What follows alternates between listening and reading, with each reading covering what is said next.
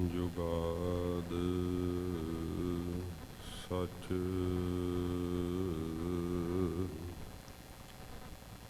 है ही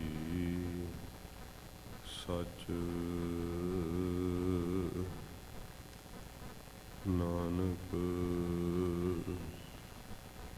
होसी ही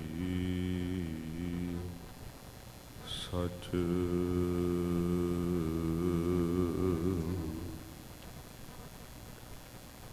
गुर पौड़ी बेड़ी गुरु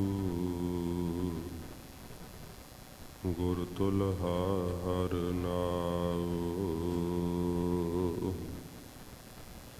गुर सर सागर बोहिथो गुर तीरथ दरिया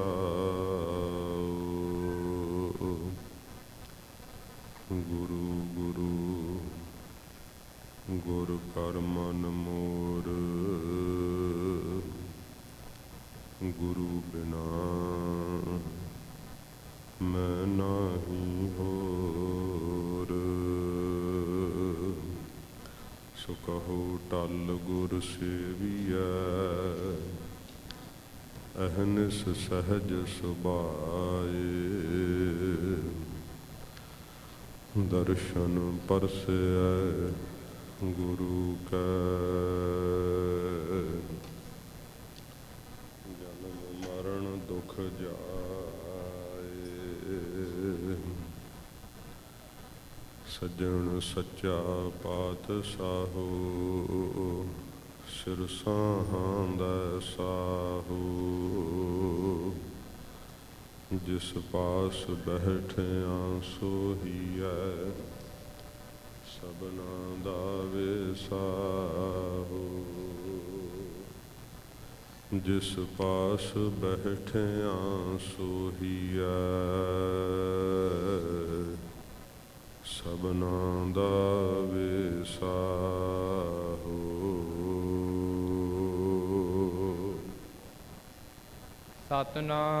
सतनाम श्री वाहेगुरु साहिब जीओ। तनासरी महला चौथा। सेवक सिख पूजन सब आवह सब गावह हर हर ऊतम बानी। गाविया सुनिया तिनका हर थाए पावै। जिन सतगुर किया आज्ञा सत सत कर मानी। सेवक सिख पूजन सब आवह सब गावह हर हर ऊतम बानी। गाविया सुनिया तिनका हर थाए पावै। जिन सतगुर की आज्ञा सत सत कर मानी। बोलो हो भाई हर कीरत हर भव जल तीरथ। हर दर तिनकी ऊतम बात है संत हो। हर कथा जिन जन हो जानी रहाओ। आपे गुर चेला है आपे आपे हर प्रभ चोज वडानी। जन नानक आप मिलाए सोई। हर मिलसी अवर सब त्याग उहा हर भानी। आपे गुर चेला है आपे आपे हर प्रभ चोज विडानी। जन नानक आप मिलाए सोई हर मिलसी। ਅਵਰ ਸਭ ਤਿਆਗ ਓਹਾ ਹਰਿ ਭਾਨੀ। ਵਾਹਿਗੁਰੂ ਜੀ ਕਾ ਖਾਲਸਾ, ਵਾਹਿਗੁਰੂ ਜੀ ਕੀ ਫਤਿਹ। ਸੱਚੇ ਪਾਤਸ਼ਾਹ ਦੀਨਾ ਬੰਧੂ, ਕਿਰਪਾ ਦੇ ਸਾਗਰ, ਪਤਿਤ ਪਾਵਨ ਧੰਨ ਸਾਹਿਬ ਸ਼੍ਰੀ ਗੁਰੂ ਗ੍ਰੰਥ ਸਾਹਿਬ ਜੀ ਮਹਾਰਾਜ ਹਜ਼ੂਰ ਦੀ ਪਰਮ ਬਖਸ਼ ਸਦਕਾ ਆਪ ਜੀ ਵਿਸ਼ੇਸ਼ ਸਮਾਗਮਾਂ ਵਿੱਚ ਸਤ ਸੰਗਤ ਦੀਆਂ ਘੜੀਆਂ ਦਾ ਸੁੱਖ ਮਾਣ ਰਹੇ ਹੋ। ਸੱਚੇ ਪਾਤਸ਼ਾਹ ਜੀ ਦੀ ਪਵਿੱਤਰ ਬਾਣੀ ਦਾ ਕੀਰਤਨ ਆਪ ਜੀ ਨੇ ਸਤਿਕਾਰਯੋਗ ਗਿਆਨੀ ਗੁਰਦੇਵ ਸਿੰਘ ਜੀ ਆਸਟ੍ਰੇਲੀਆ ਵਾਲੇ, ਉਹਨਾਂ ਦੇ ਪਾਸੋਂ ਪਿਆਰ ਨਾਲ ਸ਼ਰਧਾ ਨਾਲ ਸਰਵਣ ਕੀਤਾ ਹੈ। ਜੋ ਸਮਾਗਮਾਂ ਦਾ ਉਲੀਕਿਆ ਹੋਇਆ ਸਮਾਂ ਸੀਗਾ, ਉਹ ਭਾਵੇਂ ਸਾਧ ਸੰਗਤ ਜੀ ਬੁਲਾਰਿਆਂ ਦੇ ਹਿਸਾਬ ਨਾਲ ਅੱਗੇ ਚੱਲ ਰਿਹਾ ਹੈ। ਮੈਨੂੰ ਵੀ ਸਿੰਘਾਂ ਨੇ ਦੱਸਿਆ ਸੀਗਾ ਕਿ 10:30 ਵਜੇ ਕਥਾ ਆਰੰਭ ਹੋਵੇਗੀ, ਪਰ ਚੱਲਦੇ ਹੋਏ ਸਮਾਗਮਾਂ ਵਿੱਚ ਇਸ ਤਰ੍ਹਾਂ ਆਮ ਹੋ ਜਾਇਆ ਕਰਦਾ ਹੈ। ਭਾਵੇਂ ਕਿ ਦਾਸ ਤੋਂ ਪਹਿਲਾਂ ਅਤੀ ਸਤਿਕਾਰਯੋਗ ਸੰਤ ਬਾਬਾ ਮਾਨ ਸਿੰਘ ਜੀ, ਗੁਰੂ ਨਾਨਕ ਦਲ ਮੜੀਆਂ ਵਾਲੇ ਮਹਾਂਪੁਰਖ, ਉਹ ਵੀ ਸਜੇ ਬੈਠੇ ਹੈ। ਉਹਨਾਂ ਨੇ ਹਾਜ਼ਰੀ ਭਰਨੀ ਸੀ। ਮੈਂ ਅੱਜ ਹੀ ਵਾਪਸ ਮੁੜ ਜਾਣਾ, ਇਸ ਕਰਕੇ ਉਹਨਾਂ ਤੋਂ ਪਹਿਲਾਂ ਆਪ ਜੀ ਦੇ ਦਰਸ਼ਨ ਕਰ ਰਿਹਾ ਹਾਂ। ਸਤਿਗੁਰਾਂ ਜੀ ਨੇ ਬੜਾ ਹੀ ਆਪ ਜੀ ਨੂੰ ਸਾਦਾ ਜੀਵਨ ਬਖਸ਼ਿਸ਼ ਕੀਤਾ ਹੈ। ਮੈਂ ਸੰਤ ਬਾਬਾ ਮਾਨ ਸਿੰਘ ਜੀ ਇਹਨਾਂ ਦੀ ਬਾਬਤ ਬੇਨਤੀ ਕਰ ਰਿਹਾ ਹਾਂ। ਮਹਾਰਾਜ ਜੀ ਨੇ ਜਿੱਥੇ ਤਿਆਰ ਪਰ ਤਿਆਰ ਬਾਣਾ ਬਖਸ਼ਿਸ਼ ਕੀਤਾ ਹੈ, ਗੁਰੂ ਪੰਥ ਨਾਲ ਬੜਾ ਪਿਆਰ ਹੈ। ਬਾਬਾ ਜੀ ਦਾ ਸਾਰਾ ਹੀ ਪਰਿਵਾਰ, ਕਿਉਂਕਿ ਸਤਿਗੁਰਾਂ ਨੇ ਬਖਸ਼ਿਸ਼ ਕੀਤੀ, ਕੁਝ ਸਮਾਂ ਆਪਣੀ ਜ਼ਿੰਦਗੀ ਦਾ ਮੈਂ ਦਲ ਵਿੱਚ ਰਿਹਾ। ਭਾਈ ਵਰਿਆਮ ਸਿੰਘ ਜੀ ਬੈਠੇ ਹੋਏ ਹੈ, ਸਤਿਗੁਰਾਂ ਦੀ ਬਾਣੀ ਦਾ ਪਵਿੱਤਰ ਕੀਰਤਨ ਬੜੀ ਸ਼ਰਧਾ ਨਾਲ ਪਿਆਰ ਨਾਲ ਕਰਦੇ ਹੈ। ਭਾਈ ਹਰੀ ਸਿੰਘ ਜੀ ਬਾਬਾ ਜੀ ਦੇ ਵੱਡੇ ਭੁਜੰਗੀ ਹੈ, ਜਿਨ੍ਹਾਂ ਨਾਲ ਦਲ ਵਿੱਚ ਰਹਿਣ ਵਾਸਤੇ ਮੈਨੂੰ ਸਮਾਂ ਮਿਲਿਆ, ਮੌਕਾ ਮਿਲਿਆ, ਕਿਉਂਕਿ ਕਦੇ ਕਦੇ ਮਹਾਂਪੁਰਖ ਸ੍ਰੀਮਾਨ ਸੰਤ ਬਾਬਾ ਠਾਕੁਰ ਸਿੰਘ ਜੀ ਮਹਾਰਾਜ ਇਹਨਾਂ ਦੇ ਅਸਥਾਨ 'ਤੇ ਜਾਇਆ ਕਰਦੇ। ਕਦੇ ਜਦੋਂ ਬਾਬਾ ਜੀ ਆਪ ਬਾਬਾ ਮਾਨ ਸਿੰਘ ਜੀ ਮਹਿਤੇ ਵਿਖੇ ਆਉਂਦੇ ਅਤੇ ਸ਼੍ਰੀਮਾਨ ਸੰਤ ਬਾਬਾ ਠਾਕੁਰ ਸਿੰਘ ਜੀ ਬੜਾ ਆਪ ਜੀ ਦਾ ਸਤਿਕਾਰ ਕਰਦੇ। ਗਰੀਬ ਨਿਵਾਜ ਸੱਚੇ ਪਾਤਸ਼ਾਹ ਜੀ ਦੀ ਕਿਰਪਾ ਨਾਲ ਮੈਨੂੰ ਭਾਈ ਮੰਨਾ ਸਿੰਘ ਜੀ ਇਹਨਾਂ ਦੇ ਭੁਜੰਗੀ ਹੈ, ਹਜ਼ੂਰ ਸਾਹਿਬ ਆਏ ਸੀ, ਦੱਸ ਰਹੇ ਸਨ ਕਿ ਬਾਬਾ ਜੀ ਅਜੇ ਵੀ ਖੇਤੀਬਾੜੀ ਆਪ ਹੀ ਕਰਦੇ ਹੈ। ਇੰਨੀ ਆਯੂ ਵਿੱਚ ਕਮਾਦ ਆਦਿਕ ਨੂੰ ਗੋਡਣਾ, ਹੋਰ ਸਾਰੀਆਂ ਜਿਹੜੀਆਂ ਸਾਧ ਸੰਗਤ ਜੀ ਖੇਤੀ ਦੀਆਂ ਕਿਰਤਾਂ ਹੁੰਦੀਆਂ, ਮਹਾਰਾਜ ਜੀ ਦੀ ਆਗਿਆ ਮੁਤਾਬਕ ਕਿ ਕਿਰਤ ਕਰਕੇ ਹੱਥੋਂ ਦੇ ਕਰਕੇ ਭਲਾ ਮਨਾਉਣ ਵਾਲੀ ਬਿਰਤੀ ਹੈ। ਸੱਚੇ ਪਾਤਸ਼ਾਹ ਜੀ ਮਹਾਰਾਜ ਹੋਰ ਚੜ੍ਹਦੀ ਕਲਾ ਬਖਸ਼ਿਸ਼ ਕਰਨ। ਧੰਨ ਗੁਰੂ ਨਾਨਕ ਦੇਵ ਸੱਚੇ ਪਾਤਸ਼ਾਹ ਜੀ ਮਹਾਰਾਜ ਜੀ ਦਾ ਜਸ ਗਿਆਨੀ ਗੁਰਦੇਵ ਸਿੰਘ ਜੀ ਗਾ ਰਹੇ ਸੀ, ਮਹਾਰਾਜ ਜੀ ਦੀ ਪਵਿੱਤਰ ਉਸਤਤ ਗਾ ਰਹੇ ਸਨ। ਸਾਧ ਸੰਗਤ ਜੀ, ਸੰਸਾਰ ਭਰ ਦੇ ਅੰਦਰ ਸਤਿਗੁਰਾਂ ਜੀ ਦਾ ਇਹ 550 ਸਾਲਾ ਜੋ ਪਵਿੱਤਰ ਪ੍ਰਕਾਸ਼ ਗੁਰਪੁਰਬ ਹੈ, ਇਹ ਬਹੁਤ ਪਿਆਰ ਅਤੇ ਸ਼ਰਧਾ ਨਾਲ ਮਨਾਉਣ ਵਾਸਤੇ ਹੁਣ ਤੋਂ ਹੀ ਤਿਆਰੀਆਂ ਸਿੱਖ ਜਗਤ ਵਿੱਚ ਆਰੰਭ ਦਿੱਤੀਆਂ ਗਈਆਂ। ਜੋ ਆਪ ਵੇਖਦੇ ਹੋਵੋਗੇ ਮਹਾਰਾਜ ਜੀ ਦੇ ਅਵਤਾਰ ਧਾਰਨ ਸਥਾਨ ਤੋਂ ਨਗਰ ਕੀਰਤਨ ਦੀ ਆਰੰਭਤਾ ਹੋਣੀ। ਫਿਰ ਗੁਰਦੁਆਰਾ ਨਾਨਕ ਝੀਰਾ ਸਾਹਿਬ ਸਤਿਗੁਰਾਂ ਦੀ ਪਵਿੱਤਰ ਯਾਦਗਾਰ ਜੋ ਬਿਦਰ ਵਿੱਚ ਹੈ, ਉੱਥੋਂ ਵੀ ਨਗਰ ਕੀਰਤਨ ਆਰੰਭ ਹੋਇਆ ਹੈ, ਜੋ ਸਾਰੇ ਪੰਜਾਬ ਵਿੱਚ ਉਹ ਯਾਤਰਾ ਵਿਚਰ ਰਹੀ ਹੈ। ਇਹ ਨਗਰ ਕੀਰਤਨ ਇਸ ਕਰਕੇ ਆਰੰਭ ਕੀਤੇ ਗਏ ਹੈ ਕਿ ਆਵਾਮ ਵਿੱਚ ਜਾਗਰਤੀ ਲਿਆਂਦੀ ਜਾ ਸਕੇ ਕਿ ਸਤਿਗੁਰਾਂ ਜੀ ਦਾ ਪ੍ਰਕਾਸ਼ ਗੁਰਪੁਰਬ ਆ ਰਿਹਾ ਹੈ।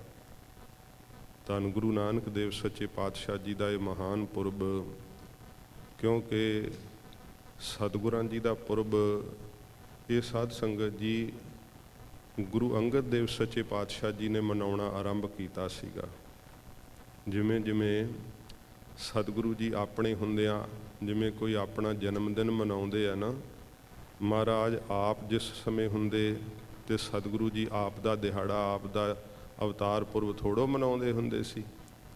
ਗੁਰੂ ਅੰਗਦ ਸਾਹਿਬ ਜੀ ਮਹਾਰਾਜ ਦਾ ਅਵਤਾਰ ਗੁਰਪੁਰਬ ਗੁਰੂ ਅਮਰਦਾਸ ਸੱਚੇ ਪਾਤਸ਼ਾਹ ਜੀ ਨੇ ਮਨਾਉਣਾ ਆਰੰਭ ਕੀਤਾ। ਇਹ ਵਿਸ਼ੇਸ਼ ਪੁਰਬ ਜਿਹੜਾ ਸੀ ਨਾ ਗੁਰੂ ਨਾਨਕ ਸਾਹਿਬ ਜੀ ਦੇ ਅਵਤਾਰ ਧਾਰਨ ਦਾ, ਇਹ ਗੁਰੂ ਕਾਲ ਤੋਂ ਮਨਾਇਆ ਜਾਂਦਾ ਸੀ। ਤੇ ਜਦੋਂ ਸਾਡਾ ਰਾਜ ਸੀਗਾ, ਦੱਸਿਆ ਜਾਂਦਾ ਹੈ ਕਿ ਸ਼ੇਰੇ ਪੰਜਾਬ ਮਹਾਰਾਜਾ ਰਣਜੀਤ ਸਿੰਘ ਸਾਹਿਬ ਜੀ 2.5 ਮਹੀਨੇ ਲਗਾਤਾਰ ਜਸ਼ਨ ਮਨਾਉਂਦੇ ਸੀ ਜਦੋਂ ਗੁਰੂ ਨਾਨਕ ਸਾਹਿਬ ਜੀ ਦਾ ਪ੍ਰਕਾਸ਼ ਗੁਰਪੁਰਬ ਆਉਂਦਾ ਸੀ। ਤੇ ਸਾਧ ਸੰਗਤ ਜੀ, ਜਿਸ ਦਿਨ ਮਹਾਰਾਜ ਜੀ ਦੇ ਅਵਤਾਰ ਧਾਰਨ ਦਾ ਦਿਨ ਹੁੰਦਾ ਹੈ ਨਾ, ਉਰਜ ਮਾਸ ਕੀ ਪੂਰਨਮਾਸੀ, ਹਰ ਕੀਰਤ ਜੋ ਜਾਨ ਪ੍ਰਕਾਸ਼ੀ, ਸੰਬਤ 9 ਖਟ ਸਹਿਜ ਸਬੀਸਾ, ਭੋ ਅਵਤਾਰ ਪ੍ਰਗਟ ਜਗਦੀਸ਼ਾ, ਭਇਓ ਅਚਾਨਕ ਸਭਨ ਅਸ਼ਾਹਾ, ਬਿਨ ਕਾਰਨ ਮਨ ਲਖ ਨਾ ਸਕਾਹਾ। ਜਦੋਂ ਸਤਿਗੁਰਾਂ ਜੀ ਦਾ ਅਵਤਾਰ ਹੋਇਆ ਸੀ, ਇੰਨਾ ਉਤਸ਼ਾਹ ਹੋਇਆ ਸਭ ਜੀਆਂ ਨੂੰ, ਦੇਵੀ ਦੇਵਤਿਆਂ ਨੂੰ, ਪਰ ਜਿਨ੍ਹਾਂ ਨੂੰ ਕੁਝ ਸੋਝੀ ਸੀ ਉਹਨਾਂ ਨੂੰ ਪਤਾ ਸੀ ਕਿ ਸਾਰੀ ਕਾਇਨਾਤ ਦਾ ਖਾਵੰਦ ਆਪ ਆ ਗਿਆ, ਮਾਲਕ ਆਪ ਆ ਗਿਆ। ਪਰ ਜਿਨ੍ਹਾਂ ਨੂੰ ਨਹੀਂ ਸੀ ਪਤਾ ਨਾ, ਸਾਧ ਸੰਗਤ ਜੀ, ਉਹ ਮਹਿਸੂਸ ਕਰ ਰਹੇ ਸਨ ਕਿ ਇੰਨੀ ਖੁਸ਼ੀ ਕਿਉਂ ਪ੍ਰਗਟ ਹੋ ਰਹੀ ਹੈ, ਇੰਨਾ ਆਨੰਦ ਕਿਉਂ ਆ ਰਿਹਾ ਹੈ। ਕਵੀ ਭਾਈ ਸੰਤੋਖ ਸਿੰਘ ਜੀ ਨੇ ਲਿਖਿਆ ਕਿ ਉਸ ਸਮੇਂ ਹਵਾ ਵੀ ਇੰਨੀ ਆਨੰਦਮਈ ਚੱਲਣ ਲੱਗ ਪਈ ਸੀ ਕਿ ਜਿਸ ਦੇ ਸਰੀਰ ਨੂੰ ਸਪਰਸ਼ ਕਰਦੀ ਸੀ ਉਹਦੇ ਦੁੱਖ ਤੋੜ ਦਿੰਦੀ ਸੀ। ਤਲਵੰਡੀ ਦੇ ਰੁੱਖ ਜਿਹੜੇ ਸੀ ਨਾ, ਉਹ ਰਾਹਗੀਰਾਂ ਨੂੰ ਇਉਂ ਮਹਿਸੂਸ ਹੁੰਦਾ ਸੀ ਜਿਵੇਂ ਵਿਧਾਤੇ ਨੇ ਸਾਡੇ ਸੁੱਖ ਲਈ ਬਣਾਏ ਹੋਣ। ਜਿਹੜੇ ਕੋਈ ਚੋਰ ਠੱਗ ਰਾਹ ਮਾਰ ਸੀ, ਉਹਨਾਂ ਦਾ ਮਨ ਹੀ ਨਹੀਂ ਸੀ ਉੱਥੇ ਲੱਗਦਾ, ਉਹ ਨਗਰੀ ਛੱਡ ਕੇ ਦੌੜ ਗਏ ਸੀ। ਇਹੋ ਜਿਹਾ ਉਹ ਪਵਿੱਤਰ ਅਸਥਾਨ ਤੇ ਉਸ ਧਰਤੀ ਦੇ ਲੱਛਣ ਕਵੀਰਾਜ ਜੀ ਨੇ ਕਹੇ ਹੈ। ਮੈਂ ਥੋੜ੍ਹਾ ਸਮਾਂ ਹੀ ਇਹ ਕਹਿ ਕੇ ਤੇ ਫਿਰ ਸ਼ਬਦ ਦੀ ਕਥਾ ਆਰੰਭ ਕਰ ਦੇਣੀ ਹੈ। ਸਾਧ ਸੰਗਤ ਜੀ, ਜੋ ਨਨਕਾਣਾ ਸਾਹਿਬ ਹੈ ਨਾ, ਇਸ ਧਰਤੀ ਦੇ ਵੀ ਭਾਈ ਸਾਹਿਬ ਜੀ ਨੇ ਰਾਜ ਦਾ ਜ਼ਿਕਰ ਕੀਤਾ ਸੀਗਾ। ਜਿੱਥੇ ਹਜੂਰ ਨੇ ਅਵਤਾਰ ਧਾਰਿਆ, ਉਸ ਧਰਤੀ ਦੇ ਰਾਜਿਆਂ ਵਾਲੇ ਲੱਛਣ ਹੈ। ਇੱਕ ਪਾਸੇ ਵਗਦਾ ਹੋਇਆ ਚਨਾਬ ਦਰਿਆ, ਇੱਕ ਪਾਸੇ ਵਗਦਾ ਹੋਇਆ ਰਾਵੀ ਦਰਿਆ। ਤੇ ਕਵੀ ਭਾਈ ਸੰਤੋਖ ਸਿੰਘ ਜੀ ਕਹਿੰਦੇ ਨੇ, ਵਗਦਾ ਹੋਇਆ ਚਨਾਬ ਜਿਹੜਾ ਨਾ, ਇਹ ਨਨਕਾਣਾ ਸਾਹਿਬ ਦੇ ਉੱਤੇ ਚੌਰ ਕਰ ਰਿਹਾ ਹੈ। ਵਗਦਾ ਹੋਇਆ ਸ਼ੂਕ ਦਾ ਰਾਵੀ ਦਰਿਆ, ਇਹ ਇਸ ਧਰਤੀ ਦੇ ਉੱਤੇ ਪੱਖਾ ਚਲਾ ਰਿਹਾ ਹੈ, ਕਿਉਂਕਿ ਰਾਜ ਦੇ ਕੁਝ ਲੱਛਣ ਹੁੰਦੇ ਆ। ਇਹ ਜਿਸ ਧਰਤੀ ਤੇ ਗੁਰੂ ਨਾਨਕ ਸਾਹਿਬ ਜੀ ਮਹਾਰਾਜ ਪ੍ਰਗਟ ਹੋਏ ਹੈ, ਉਸ ਧਰਤੀ ਦੇ ਹੀ ਰਾਜਿਆਂ ਵਾਲੇ ਲੱਛਣ ਹੈ। ਤੇ ਫਿਰ ਕਵੀਰਾਜ ਨੇ ਜ਼ਿਕਰ ਕੀਤਾ ਹੈ ਕਿ ਸਭ ਤੋਂ ਉੱਤਮ ਸ੍ਰੇਸ਼ਟ ਜਾਤੀ ਦੇ ਪਸ਼ੂ ਇੱਥੇ ਪੈਦਾ ਹੁੰਦੇ। ਸਭ ਤੋਂ ਨਸਲ ਵਾਲੇ ਘੋੜੇ ਅੱਜ ਵੀ ਉੱਥੋਂ ਦੇ ਸਾਧ ਸੰਗਤ ਜੀ ਮੰਨੇ ਜਾਂਦੇ। ਜਿਹੜੇ ਨੁਕਰੇ ਘੋੜੇ ਹੈ ਤੇ ਸਾਧ ਸੰਗਤ ਜੀ, ਭਾਵੇਂ ਰਾਜਸਥਾਨ ਵਿੱਚ ਵੀ ਉਹਨਾਂ ਦੀ ਨਸਲ ਬੜੀ ਮਸ਼ਹੂਰ ਹੈ, ਪਰ ਇਸ ਧਰਤੀ ਨੇ ਬੜੇ ਬੜੇ ਸੋਹਣੇ ਜਾਨਵਰ ਪੈਦਾ ਕੀਤੇ ਹੈ। ਬੜੀਆਂ ਸੋਹਣੀਆਂ ਮੱਝਾਂ ਗਾਵਾਂ। ਮੇਰਾ ਕਹਿਣ ਤੋਂ ਭਾਵ ਪ੍ਰਕਿਰਤੀ ਇੰਨੀ ਖੁਸ਼ੀ ਮਨਾ ਰਹੀ ਸੀ, ਇੰਨੀ ਆਨੰਦਿਤ ਹੋ ਗਈ ਸੀ ਕਿ ਸਾਰੀ ਧਰਤੀ ਦੇ ਉੱਤੇ ਹਰਿਆਵਲਤਾ ਛਾ ਗਈ ਸੀ। ਫੁੱਲ ਖਿੜ ਗਏ ਸਨ, ਫਲਾਂ ਵਿੱਚ ਰਸ ਭਰ ਗਿਆ ਸੀ। ਤੇ ਕਵੀਰਾਜ ਜੀ ਕਹਿੰਦੇ, ਹੋਵੇ ਵੀ ਖੁਸ਼ੀ ਕਿਉਂ ਨਾ, ਕਿਉਂਕਿ ਇਹਦੀ ਪੁਕਾਰ ਸੁਣ ਕੇ ਤਾਂ ਆਪ ਨਿਰੰਕਾਰ ਨੇ ਅਵਤਾਰ ਧਾਰਿਆ। ਕਿਉਂਕਿ ਧਰਤੀ ਨੇ ਪੁਕਾਰ ਕੀਤੀ ਸੀ ਕਿ ਮਹਾਰਾਜ ਮੇਰੇ ਤੇ ਪਾਪ ਵੱਧ ਗਏ, ਇਹਨਾਂ ਪਾਪਾਂ ਦੀ ਨਿਵਰਤੀ ਵਾਸਤੇ ਆਪ ਕੋਈ ਯਤਨ ਕਰੋ। ਕਲਮਲ ਹੋਈ ਮੇਦਨੀ ਅਰਦਾਸ ਕਰੇ ਲਿਵ ਲਾਏ, ਸੱਚਾ ਸੁਣਿਆ ਕੰਨ ਦੇ ਧੀਰਕ ਦੇਵੈ ਸਹਿਜ ਸੁਭਾਏ। ਫਿਰ ਭਾਈ ਸਾਹਿਬ ਜੀ ਕਹਿੰਦੇ ਨੇ, ਸੁਣੀ ਪੁਕਾਰ ਦਾਤਾਰ ਪ੍ਰਭ, ਗੁਰ ਨਾਨਕ ਜਗ ਮਾਹੇ ਪਠਾਇਆ। ਸਤਿਗੁਰੂ ਮਹਾਰਾਜ ਆਪ ਨਿਰੰਕਾਰ ਨੇ ਪੁਕਾਰ ਸੁਣ ਕਰਕੇ ਗੁਰੂ ਨਾਨਕ ਸਾਹਿਬ ਰੂਪ ਹੋ ਕਰਕੇ ਇਸ ਧਰਤੀ ਤੇ ਆਉਣਾ ਕੀਤਾ। ਜਦੋਂ ਗੁਰੂ ਨਾਨਕ ਸਾਹਿਬ ਜੀ ਦੀ ਬਾਬਤ ਜਿਨ੍ਹਾਂ ਨੇ ਗੁਰਮਤਿ ਨੂੰ ਨਹੀਂ ਪੜ੍ਹਿਆ, ਸਾਧ ਸੰਗਤ ਜੀ, ਉਹ ਸੋਚਦੇ ਹੈ ਕਿ ਗੁਰੂ ਨਾਨਕ ਸਾਹਿਬ ਜੀ ਮਹਾਰਾਜ ਦੇ ਨਾਮ ਨਾਲ ਸ਼ਸਤਰਾਂ ਦਾ ਨਾਮ ਲੈਣਾ ਜਾਂ ਕਿਸੇ ਯੁੱਧ ਦਾ ਨਾਮ ਲੈਣਾ, ਇਹ ਤਾਂ ਗਲਤ ਬਾਤ ਹੈ। ਗੁਰੂ ਸਾਹਿਬ ਦੀ ਬਾਬਤ ਇਹ ਬਚਨ ਨਹੀਂ ਕਹਿਣੇ ਚਾਹੀਦੇ।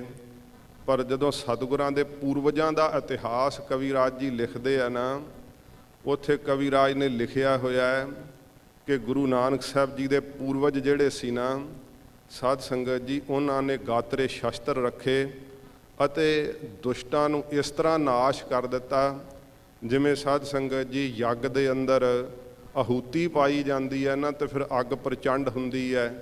ਜ਼ਾਲਮਾਂ ਦਾ ਲਹੂ ਉਸ ਆਹੂਤੀ ਵਿੱਚ ਪਾ ਕਰਕੇ ਸਤਿਗੁਰਾਂ ਦੇ ਪੂਰਵਜਾਂ ਨੇ ਜ਼ੁਲਮ ਨੂੰ ਨਾਸ਼ ਕੀਤਾ ਸੀ। ਤੇ ਇਹ ਸਾਰਾ ਵੇਰਵਾ ਕਵੀ ਭਾਈ ਸੰਤੋਖ ਸਿੰਘ ਜੀ ਨੇ ਬਹੁਤ ਵਿਸਥਾਰ ਪੂਰਵਕ ਲਿਖਿਆ ਹੋਇਆ ਹੈ। ਸਤਿਗੁਰੂ ਗੁਰੂ ਨਾਨਕ ਦੇਵ ਸੱਚੇ ਪਾਤਸ਼ਾਹ ਜੀ ਮਹਾਰਾਜ ਦੇ ਅਵਤਾਰ ਧਾਰਨ ਤੋਂ ਪਹਿਲਾਂ ਕਿਹੋ ਜਿਹੀ ਹਾਲਤ ਹੋ ਗਈ ਸੀ ਸੰਸਾਰ ਦੀ, ਕਿਸ ਤਰ੍ਹਾਂ ਪਾਪਾਂ ਦਾ ਬੋਲ ਬਾਲਾ ਹੋ ਚੁੱਕਾ ਸੀਗਾ। ਤੇ ਗੁਰੂ ਕਲਗੀਧਰ ਸੱਚੇ ਪਾਤਸ਼ਾਹ ਜੀ ਮਹਾਰਾਜ ਜੀ ਨੇ ਆਪਣੀ ਕਲਮ ਨਾਲ ਲਿਖਿਆ। ਹਜੂਰ ਕਹਿੰਦੇ ਹੈ, ਇਹ ਭਾਂਤ ਬਹੁ ਕਾਲ ਬਤਾਇਓ, ਜਨਮ ਸਮੈ ਨਾਨਕ ਕੋ ਆਇਓ। ਤਿੰਨ ਬੇਦੀਆਂ ਕੀ ਕੁਲ ਬਿਖੈ, ਪ੍ਰਗਟੇ ਨਾਨਕ ਰਾਏ। ਸਭ ਸਿੱਖਣ ਕੋ ਸੁਖ ਦਏ, ਜਹ ਤਹ ਭਏ ਸਹਾਏ। ਮੈਂ ਆਪਣੇ ਇਤਿਹਾਸ ਦਾ ਜ਼ਿਕਰ ਕਰ ਰਿਹਾ ਸਾਂ। ਜਿਸ ਦਿਨ ਸਤਿਗੁਰੂ ਗੁਰੂ ਨਾਨਕ ਸਾਹਿਬ ਜੀ ਦਾ ਅਵਤਾਰ ਗੁਰਪੁਰਬ ਹੁੰਦਾ ਸੀ ਨਾ, ਸ਼ੇਰੇ ਪੰਜਾਬ ਉਸ ਦਿਨ ਵੱਡੇ ਵੱਡੇ ਕੈਦੀਆਂ ਨੂੰ ਰਿਹਾ ਕਰ ਦਿੰਦੇ ਸੀ। ਜਿਸ ਕਿਸੇ ਨੂੰ ਸਜ਼ਾ ਸੁਣਾਈ ਹੁੰਦੀ ਸੀ, ਉਸ ਨੂੰ ਬਾਇਜ਼ਤ ਬਰੀ ਕਰ ਦਿੱਤਾ ਜਾਂਦਾ ਸੀ ਕਿ ਅੱਜ ਗੁਰੂ ਨਾਨਕ ਸਾਹਿਬ ਦਾ ਪ੍ਰਕਾਸ਼ ਗੁਰਪੁਰਬ ਹੈ। ਉਹਨਾਂ ਨੂੰ ਨਵੇਂ ਸਿਰਿਓਂ ਜ਼ਿੰਦਗੀ ਜਿਉਣ ਦਾ ਮੌਕਾ ਦਿੱਤਾ ਜਾਂਦਾ ਸੀ। ਸਤਿਗੁਰੂ ਗੁਰੂ ਨਾਨਕ ਸੱਚੇ ਪਾਤਸ਼ਾਹ ਜੀ ਮਹਾਰਾਜ ਦੀ ਜਿਸ ਜਿਸ ਨੇ ਵਡਿਆਈ ਕੀਤੀ ਹੈ, ਜਿਸ ਜਿਸ ਨੇ ਸਿਫਤ ਕੀਤੀ ਹੈ, ਸਾਧ ਸੰਗਤ ਜੀ, ਉਹ ਪੁਰਖ ਨਿਹਾਲ ਹੋਏ ਹੈ। ਚਾਹੇ ਉਹ ਕਿਸੇ ਧਰਮ ਵਿੱਚ ਹੋਣ, ਕਿਸੇ ਫਿਰਕੇ ਵਿੱਚ ਹੋਣ। ਗਰੀਬ ਨਿਵਾਸ ਸੱਚੇ ਪਾਤਸ਼ਾਹ ਜੀ ਮਹਾਰਾਜ ਦਾ ਜਿਨ੍ਹਾਂ ਨੇ ਸਾਧ ਸੰਗਤ ਜੀ ਪਿਆਰ ਨਾਲ ਚਿੰਤਨ ਕੀਤਾ, ਹਜੂਰ ਗੁਰੂ ਨਾਨਕ ਦੇਵ ਸੱਚੇ ਪਾਤਸ਼ਾਹ ਮਹਾਰਾਜ ਸਦਾ ਹੀ ਜਾਗਦੀ ਜੋਤ ਨੇ। ਕਿਉਂਕਿ ਸਤਿਗੁਰ ਮੇਰਾ ਸਦਾ ਸਦਾ, ਨਾ ਆਵੈ ਨਾ ਜਾਏ। ਉਹ ਅਬਨਾਸੀ ਪੁਰਖ ਹੈ, ਸਭ ਮਹਿ ਰਹਿਆ ਸਮਾਏ। ਤੇ ਜਿਨ੍ਹਾਂ ਨੂੰ ਮਹਾਰਾਜ ਜੀ ਨੇ ਬਖਸ਼ਿਸ਼ ਕੀਤੀ ਹੈ ਨਾ, ਮੈਂ ਕਈ ਵਾਰੀ ਜ਼ਿਕਰ ਕੀਤਾ ਹੈ। ਸਾਧ ਸੰਗਤ ਜੀ, ਹਜੂਰ ਗੁਰੂ ਨਾਨਕ ਦੇਵ ਸੱਚੇ ਪਾਤਸ਼ਾਹ ਦਾ ਬੰਗਾਲ ਵਿੱਚ ਅਸਥਾਨ ਹੈ। ਉਸ ਨੂੰ ਜਿਸ ਰਾਜੇ ਦੇ ਘਰੇ ਮਹਾਰਾਜ ਜੀ ਨੇ ਚਰਨ ਪਾਏ ਸੀ, ਇੱਕ ਪਾਸੇ ਤਾਂ ਉਹ ਰਾਜਨਵਾੜੀ ਹੈ ਤੇ ਇੱਕ ਪਾਸੇ ਸਾਧ ਸੰਗਤ ਜੀ ਮਹਾਰਾਜ ਦਾ ਨਾਮ ਤੇ ਉਹਨਾਂ ਨੇ ਨਾਨਕਵਾੜੀ ਰੱਖਿਆ ਹੋਇਆ, ਉਸ ਦਾ ਨਾਮ। ਤੇ ਅੰਮ੍ਰਿਤ ਸੰਚਾਰ ਵਾਸਤੇ ਸਿੰਘ ਗਏ ਸੀ ਉੱਥੇ। ਸਿੰਘਾਂ ਨੇ ਪ੍ਰਸ਼ਾਦਾ ਪਾਣੀ ਛਕਣ ਤੋਂ ਉਪਰੰਤ ਉਹਨਾਂ ਨੂੰ ਸੁਭਾਇਕ ਹੀ ਪੁੱਛਿਆ ਕਿ ਇੱਥੇ ਕਾਲਾ ਜਾਦੂ ਬੜਾ ਮੰਨਿਆ ਜਾਂਦਾ ਬੰਗਾਲ ਦਾ, ਉਹ ਕਿਹੜਾ ਮੰਤਰ ਹੁੰਦਾ ਹੈ, ਕੀ ਮੰਤਰ ਪੜ੍ਹਦੇ ਹੁੰਦੇ ਆ? ਉਹ ਹੱਸ ਕੇ ਕਹਿੰਦੇ, ਬਾਬਾ ਜੀ, ਕਾਲੇ ਜਾਦੂ ਕੇ ਮੰਤਰ ਕੇ ਬਾਰੇ ਮੈਂ ਆਪ ਕੀ ਪੁੱਛਦੇ ਹੋ? ਅਸੀਂ ਤੁਹਾਨੂੰ, ਸਾਡੇ ਕੋਲ ਇੱਕ ਬੜਾ ਮੰਤਰ ਹੈ ਸਾਡੇ ਪੁਰਖਿਆਂ ਦਾ, ਉਹ ਬੜਾ ਮੰਤਰ ਤੁਹਾਨੂੰ ਦੱਸਦੇ ਹਾਂ, ਜਿਹਦੇ ਉੱਤੇ ਕਾਲਾ ਜਾਦੂ ਵੀ ਨਹੀਂ ਚੱਲਦਾ ਤੇ ਚੱਲਿਆ ਹੋਇਆ ਕਾਲਾ ਜਾਦੂ ਵੀ ਹਟ ਜਾਂਦਾ। ਸਿੰਘ ਕਹਿਣ ਲੱਗੇ, ਅੱਛਾ ਬਈ ਦਿਖਾਓ। ਜਿਸ ਸਮੇਂ ਸਾਧ ਸੰਗਤ ਜੀ ਉਹਨਾਂ ਨੇ ਲਿਖਿਆ ਹੋਇਆ ਲਿਆ ਕਰਕੇ ਦਿਖਾਇਆ, ਉਹ ਸਤਿਗੁਰੂ ਜੀ ਦਾ ਮੂਲ ਮੰਤਰ ਬਖਸ਼ਿਸ਼ ਹੋਇਆ ਜੋ ਉਹਨਾਂ ਦੇ ਪੁਰਖਿਆਂ ਨੇ ਲਿਖਿਆ ਹੋਇਆ। ਉਸ ਨੂੰ ਉਹ ਬੜਾ ਮੰਤਰ ਕਹਿੰਦੇ। ਅਸੀਂ ਆਖਿਆ ਇਹ ਮੂਲ ਮੰਤਰ ਹੈ, ਕਹਿੰਦੇ ਨਹੀਂ ਇਹ ਬੜਾ ਮੰਤਰ ਹੈ। ਇਹ ਏਡਾ ਵੱਡਾ ਮੰਤਰ ਹੈ ਕਿ ਇਸ ਮੰਤਰ ਦੇ ਅੱਗੇ ਹੋਰ ਕੋਈ ਮੰਤਰ ਨਹੀਂ ਚੱਲਦਾ। ਸਤਿਗੁਰੂ ਗੁਰੂ ਨਾਨਕ ਸਾਹਿਬ ਜੀ ਮਹਾਰਾਜ ਦੀ ਪਵਿੱਤਰ ਬਾਣੀ ਨੂੰ ਜਿਸ ਕਿਸੇ ਨੇ ਪਿਆਰ ਨਾਲ ਪੜ੍ਹਿਆ, ਮਹਾਰਾਜ ਅੱਜ ਵੀ ਉਹਨਾਂ ਨੂੰ ਆਪਣਾ ਸਪਰਸ਼ ਦਿੰਦੇ ਹੈ। ਮੈਂ ਮਸਕਟ ਗਿਆ ਸਾਂ ਅਤੇ ਉੱਥੋਂ ਦੇ ਮੌਲਵੀ ਜਪਜੀ ਸਾਹਿਬ ਪੜ੍ਹਦੇ, ਜਦੋਂ ਪੁੱਛਿਆ ਕਿ ਕੀ ਗੱਲ ਤੁਸੀਂ ਇਸ ਬਾਣੀ ਨੂੰ ਪੜ੍ਹਦੇ ਹੋ, ਕਹਿੰਦੇ ਕਿ ਇਸ ਕਲਾਮ में ऐसा असर है कि और किसी मंत्र में ऐसा सुकून नहीं है, इस कलाम से ऐसा सुकून मिलता है। फिर पाकिस्तान ਦਾ ਰਾਸ਼ਟਰਪਤੀ ਯਕੂਬ ਖਾਨ ਹੋਇਆ, ਉਹਦੇ ਹਵਾਲਾ ਦਿੰਦੇ ਹੈ। ਸਾਧ ਸੰਗਤ ਜੀ, ਉਹਨੇ ਆਪਣੀ ਜ਼ਿੰਦਗੀ ਵਿੱਚ ਲਿਖਿਆ ਹੋਇਆ, ਉਹਨੂੰ ਪੜ੍ਹਨਾ ਨਹੀਂ ਸੀ ਆਉਂਦਾ। ਸਕੂਲੋਂ ਟੀਚਰ ਮਾਰਦੇ ਹੁੰਦੇ ਸੀ, ਕੁੱਟਦੇ ਹੁੰਦੇ ਸੀ ਅਤੇ ਘਰ ਦੇ ਜ਼ਬਰਦਸਤੀ ਸਕੂਲ ਭੇਜਦੇ ਹੁੰਦੇ ਸੀਗੇ। ਉਹਨੇ ਆਪਣੀ ਜ਼ਿੰਦਗੀ ਦੇ ਇਹ ਸਾਧ ਸੰਗਤ ਜੀ ਵਾਕਿਆ ਲਿਖੇ ਹੋਏ ਹੈ। ਕਹਿੰਦੇ ਉਹ ਯਕੂਬ ਖਾਨ ਲਿਖਦਾ ਹੈ ਕਿ ਮਾਂ ਪਿਓ ਕੁੱਟ ਕੇ ਸਕੂਲ ਭੇਜਦੇ ਸੀ, ਸਕੂਲੋਂ ਮੈਨੂੰ ਕੁੱਟ ਪੈਂਦੀ ਸੀ, ਪੜ੍ਹਨਾ ਆਉਂਦਾ ਨਹੀਂ ਸੀ, ਅਤੇ ਮੇਰੇ ਸਕੂਲ ਤੋਂ ਰਸਤੇ ਵਿੱਚ ਗੁਰਦੁਆਰਾ ਸਾਹਿਬ ਪੈਂਦਾ ਸੀ। ਮੈਂ ਕਿਹਾ ਹੁਣ ਸਕੂਲੋਂ ਜ਼ਰੂਰ ਕੁੱਟ ਖਾਣੀ ਹੈ ਅਤੇ ਮੈਂ ਗੁਰਦੁਆਰੇ ਸਾਹਿਬ ਹੀ ਲੁਕ ਜਾਣਾ, ਜਦੋਂ ਸਮਾਂ ਹੋਣਾ ਉਦੋਂ ਮੈਂ ਵਾਪਸ ਘਰ ਪਰਤ ਜਾਣਾ। ਹੌਲੀ ਹੌਲੀ ਜਦੋਂ ਕਹਿੰਦਾ ਸਾਰਾ ਦਿਨ ਮੈਂ ਉੱਥੇ ਬੈਠੇ ਰਹਿਣਾ, ਅਤੇ ਇੱਕ ਦਿਨ ਗ੍ਰੰਥੀ ਸਿੰਘ ਨੇ ਮੈਨੂੰ ਕਿਹਾ ਵੀ ਪੁੱਤਰ ਤੂੰ ਕੌਣ ਹੈ, ਦੱਸਿਆ। ਕਹਿਣ ਲੱਗਾ ਮੈਨੂੰ ਸਕੂਲੋਂ ਮਾਰ ਬੜੀ ਪੈਂਦੀ ਹੈ, ਮੈਂ ਨਹੀਂ ਸਕੂਲੇ ਜਾਣਾ, ਮਾਂ ਪਿਓ ਮੈਨੂੰ ਕੁੱਟ ਕੇ ਕੱਢ ਦਿੰਦੇ ਹੈ, ਅਤੇ ਮੈਂ ਇੱਥੇ ਆ ਕਰਕੇ ਗੁਰਦੁਆਰੇ ਸਾਹਿਬ ਲੁਕ ਜਾਂਦਾ, ਛੁੱਟੀ ਦੇ ਸਮੇਂ ਮੈਂ ਆਪਣੇ ਘਰੇ ਚਲੇ ਜਾਂਦਾ।